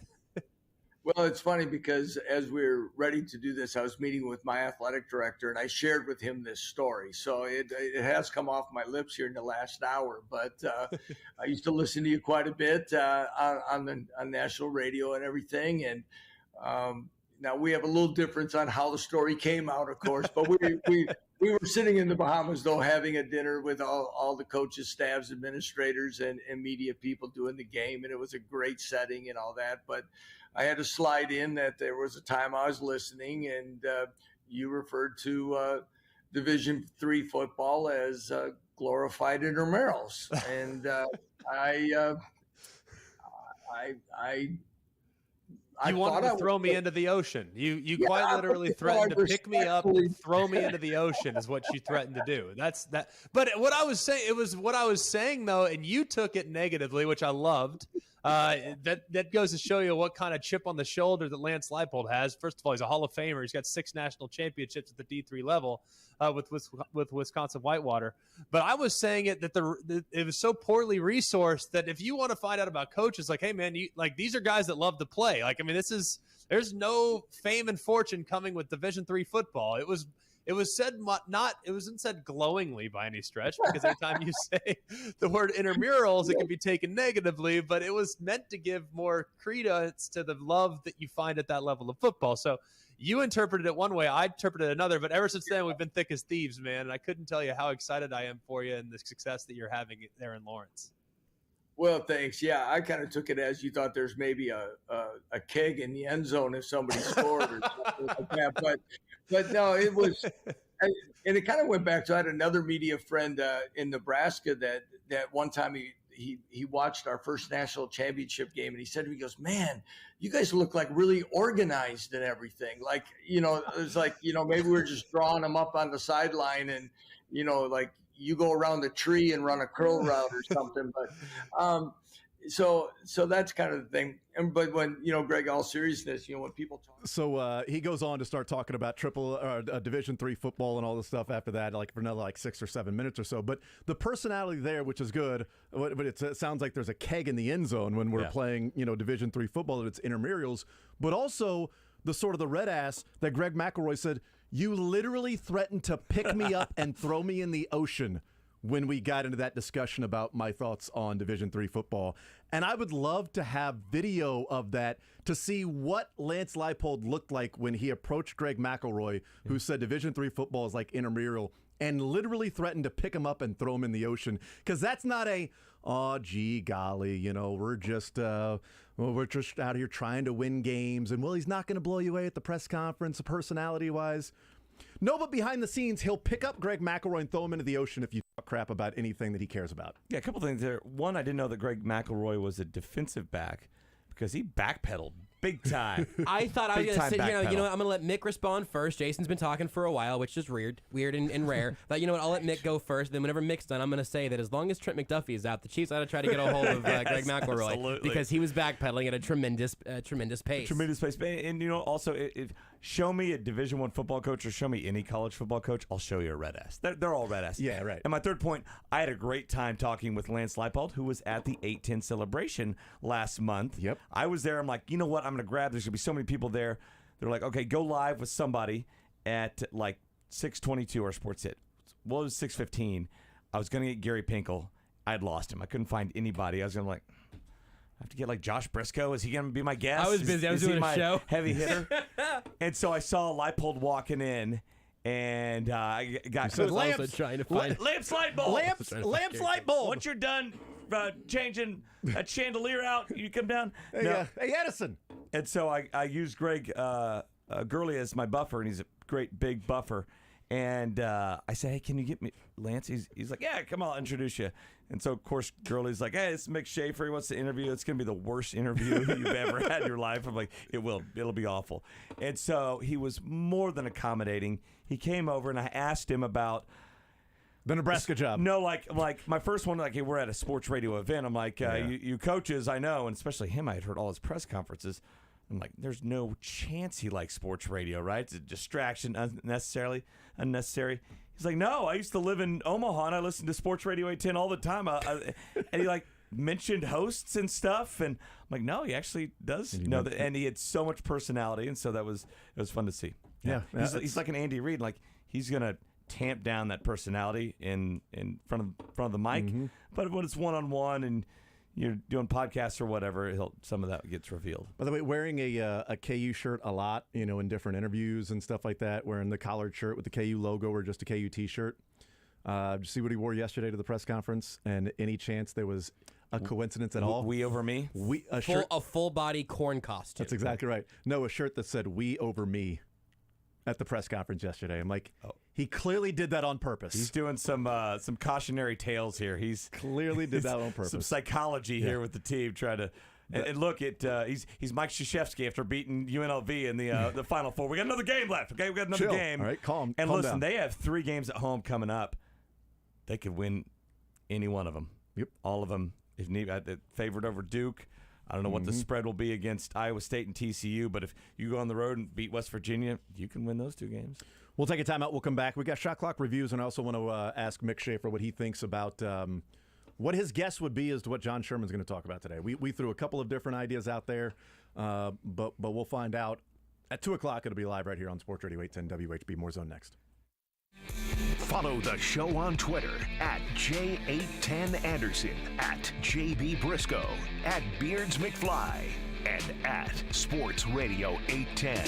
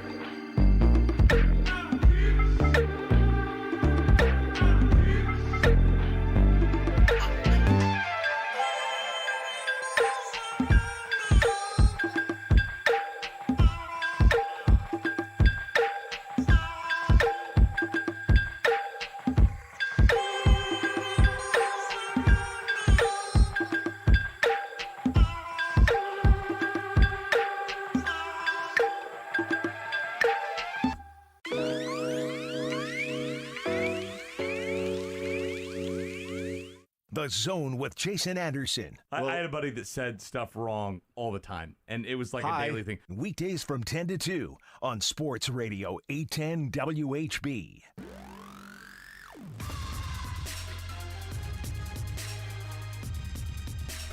All right, we continue right here on Sports Radio 810 WHB. Don't forget, 2 o'clock, John Sherman press conference with the Royals out at Kauffman Stadium. Royals owner will be talking with the media, and we'll find out what it's about as well. But you hear it right here on Sports Radio 810 at WHB live at 2 o'clock. We'll get into that here in just a little bit, but let's get some shot clock reviews going on this Wednesday. What we're going to do, because we're pressed for time, we're going to end the show a little bit earlier today so that Seren, the program they can be on, and then have that press conference come to you live. So we'll each do one shot clock review. Is that what we're going to do? Okay, great. One shot clock review. We are given one coach's challenge. That's it. We can only review one of these shot clock violations. Who wants to go first? Who wants to bat leadoff? I'm ready to go, Jason. Brisco is our MJ Melendez. Sure. I'm ready. Put me in the leadoff. There you go. Because I'd like to review Robert Sarver exploring the sale of the Phoenix Suns and Phoenix Mercury. We got here. We did it. And just merely a little over a year removed from him denying all of these outrageous, entirely false allegations, now Robert Sarver has come to the plate. And who's that up to bat?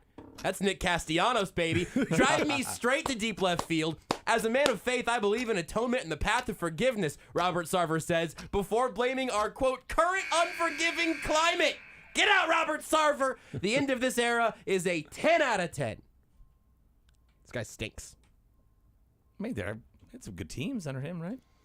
No, he meant the guy. The actual guy. He's like Mike McDaniel. One good team.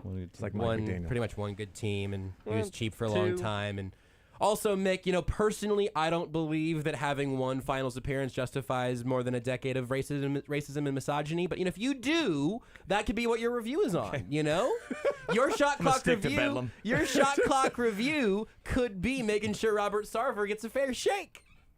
It's an unforgiving climate. Who's up next? Bedlam or Beards? I think Beards might be Bedlam. Lowercase b.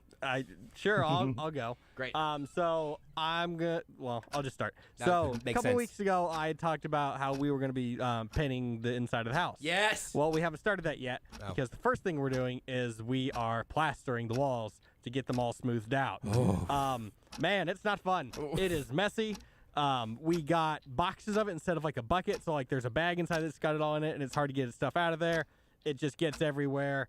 We've got like almost all of it done in the living room. It's not been fun. I'd give it like a 3 out of 10. It's not been great. 3 out of 10. It's not Beats pulling teeth. But it's the fact that it's going to be better when we're done. There you go. That's the 3. That's the saving grace. Those are the 2 extra points you get from a 1. All right, Mick. I'm going to review my hero, Mike Gundy, and his comments on Bedlam. He says, Bedlam is history because OU chose to follow Texas in the money to the SEC. Of course it is. Of course it is. Hey, honey, I know I slept with somebody else. I'm going to marry her. But why can't we still date? And just the practical part. Oklahoma goes to the SEC, makes all this money. So now Oklahoma State is expected to play a top 10 team every year in the non-con in one of its only 3 non-con games, where OU now has 4. SEC, buck up. Have another league game. I give it an 8 out of 10 because that's the number of games Oklahoma's going to win every year now. Love it. Okay. I like that. 8 out of 10. All right, my shot clock review is on parking attendants. And the fact that they probably deserve a little more respect, and that is in Philadelphia. I don't know if you saw this or not, but Britton Covey, who I had just heard of this morning, he showed up to the game on Monday night for the Philadelphia Eagles. Turns out he was a practice squad player. He got called up. He showed up to park with the players, and the parking attendant said, your name's not on the list. I've never heard of you. You ain't parking here, dude. And he's like, no, I promise you, I'm on the team. He said, no, I don't believe you. Britton Covey paid $40 to park with the commoners. Nobody knew who he was walking in and out of the stadium. For every one Britton Covey, there's 15 other jackasses that try to get into those parking lots without their name on the list. 10 out of 10 to that parking attendant for holding his ground. Is that a shot clock violation? Or No, what's it rated out of? I said 10 out of 10. 10 out of 10? That's 10 out great. of 10 for the parking attendant That's great. holding his ground and saying, I have not been notified. I've never heard of you. Your name isn't on the list. I'm not just letting and by the way, somebody did take a picture with him walking in, and I didn't know which was the football player. He's the smallest guy in the picture with a buttoned-up shirt. He's a punt returner is what he was called up for. Hair parted. And I'm like, oh, that's the guy? Yeah, I ain't letting him in the players' parking lot either. Not happening. Britton Covey. I got a tweet here from one Seren Petro, who will be coming to these airwaves in about 20 minutes. Yep. Not sure what this means, but Bobby Witt Jr. is at the stadium. Could it be for a contract extension? Don't know. Could he just be getting ready for the game? Don't know. So Seren does not know. Yeah, guys get to the game sometimes around this time. I'm not sure it is regular, but that is a good that would be timeline something. of all of that. Why John Sherman? Why just John Sherman? No other listing for anyone else? If it says press conference with John Sherman and Bobby Witt Jr., none of us are going to have any real questions about what's happening there. They're streaming it. It's going to be. I mean, they are showcasing this, and of course you'll be able to hear it right here on Sports Radio 810 WHB. But that would be kind of interesting. I reached out to the Royals. I said, hey, is this just availability? Is this something big? Nothing. I think it's big. I don't think it's just John Sherman and have it on TV, streaming, It also telling came all the down media. today. I know. Usually, I mean, and day so or two notice. I also can't imagine it would be Bobby Witt, because wouldn't J.J. Piccolo or Dayton be up there with Bobby Witt to get the contract, done? And hey, we've worked on this and we got this done, and Bobby Witt's going to be here for the next 12 years or something like that. I don't know. House cleaning, housekeeping. Mike Matheny's out. Dayton Moore's out. John Sherman just simply saying, hey, I got it under control. It's all good. I know there's frustration.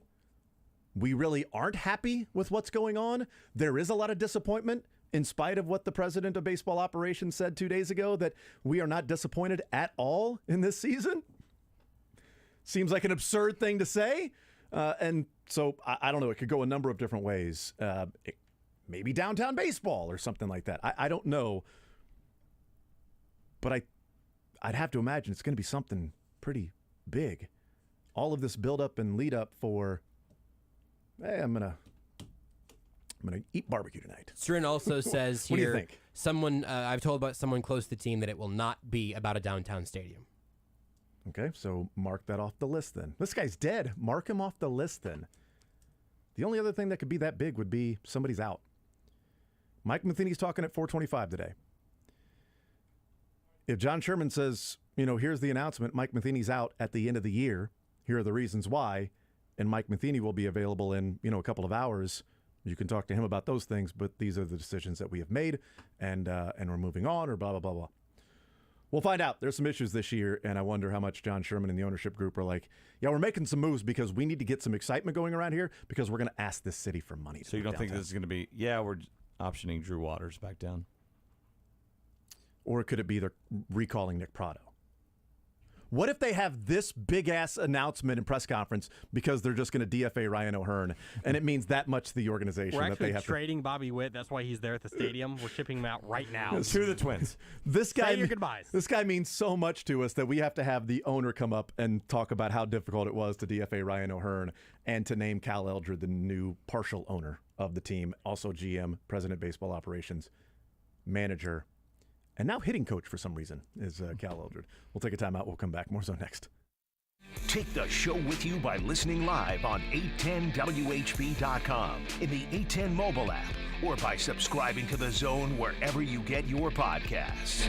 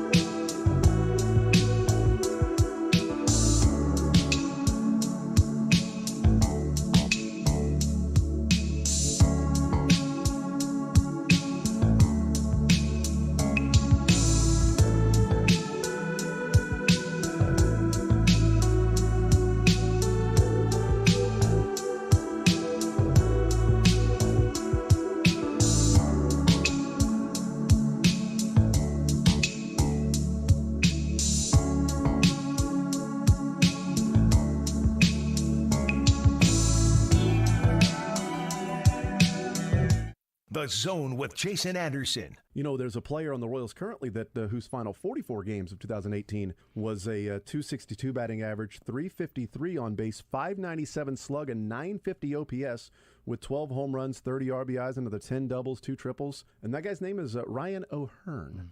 I'm going to pretend I heard all those numbers. Weekdays from 10 to 2 on Sports Radio 810 WHB. All right, we'll continue right here on Sports Radio 810 WHB. Sren Petra, the program will start a little bit earlier today. We'll be heading out to Kauffman Stadium as the Royals owner John Sherman will be addressing the media today. And many people we've talked to and tried to reach out to and ask are also in the dark as well, not knowing what the press conference is going to be about. Oddly enough, I called John Sherman. He also does not know what it's about. He's like, I don't know. We're just going to play this. Just going to wing it. Just play it by ear. See what happens. We're going to be taking ideas. Lamps, light bulbs going to be there. He's got a lot of ideas in sports. What would you like us to talk about? Sort of a suggestion box. What should we do here? Okay, that'd be great. He goes the lamps light bulb route and asks the players when he takes over at KU. No bad ideas. No bad questions. What do you want us to do as a coach? What are you looking for in a coaching staff? Okay. Media, up to you. What are you looking for in an ownership group? What do you think I should be doing? Well, come on, let's noodle. Come on, let's just figure this out. Spitballing here. Come on, let's dry erase board. Let's have some fun, man. Let's game this out. Let's have some fun. Let's write some scripts here. Let's do it. But it's a Sharpie and he writes murder on it. You and I will laugh at that. Well, he won't. He won't get it. No, I was sorry. I was rereading the tweet that I read during the break that I wasn't sure if Jason heard or not because he was telling a story, which I know is very weird. Seren Petro says this is not about an extension for Bobby Witt Jr. Floated that out last segment. Now Seren says it is not a Bobby Witt extension. And Seren has also said that it is not related to the downtown stadium. Okay. So it feels like we're back in either vote of confidence or firing territory. And then we can just sort of take from context clues that the Royals are treating this as if it's going to be something noteworthy based off the way they've been kind of handling it all so far, it seems. So something's going to happen at 2 unless it doesn't. But if it does or doesn't, you'll be able to hear it right here on Sports Radio 810. I want the whiteboard to look like It's Always Sunny and John Sherman's wondering about Pepe Sylvia. Pepe Sylvia! Pepe Sylvia! I keep hearing this name! Pepe Sylvia! I don't get that one. Always Sunny is a TV show. Oh yeah, in Philadelphia and Charlie. They were working. They were working in the mailroom, and he's going crazy because the mail just keeps coming in. He's smoking, and he's on like 15 different things of caffeine, and he's got like a whiteboard with like murder investigations where you've got like string connecting here, You've this, seen that, the over GIF, there. Mick. If nothing Yes. else, And he's like, Pepe Sylvia, Pepe Sylvia. It's this name, and I want to, but there's this Pepe Sylvia. It's like, yeah. They're looking for their mail. There literally is a Pepe Sylvia. He's been wondering where his mail has been the whole time. I'm going to look up this guy. So I doubt it's going to be that. That would be amazing if it was. So there you go. Yeah, I'd bet against it. So let's guess right now. Go on record. I think it's a change in organizational structure to some degree. I'm going to leave it vague like that. So whether that be Mike Matheny or Dayton Moore, I don't think it's J.J. Piccolo. I think it's Matheny or Dayton Moore. That's great, Jason. I'm going to go ahead and hop in and say I bet it's related to the baseball program. What do you think, Mick? What do you think? I'd call it a baseball organization because it's not like at Arizona State. Yeah, no, I thought maybe he was talking about a college or something. Yeah. Is it Arkansas? Is it the volleyball program that Brett Favre is taking money and donating to? If I had guessed specifically, I would say managerial. Managerial? Beards? I bet John Sherman will be wearing a blue tie. I mean, I already said it's Dayton Moore is going to be super manager for life. Dayton Moore is given a life. Matheny and Dayton are just going to flip spots. Dayton Moore is now the manager. Mike Matheny is the president of baseball operations. I would lean Matheny over Moore if there's bigger news. Matheny will talk today at 4:25. Does that mean one thing or another? I mean, if you say Mike Matheny's out, but he's going to coach the last 14 games, he could still talk at 4:25 about the fact that he's going to be managing the last 14 games of the season. It could be Matheny and Moore because he's not at that conference either. Right, yeah.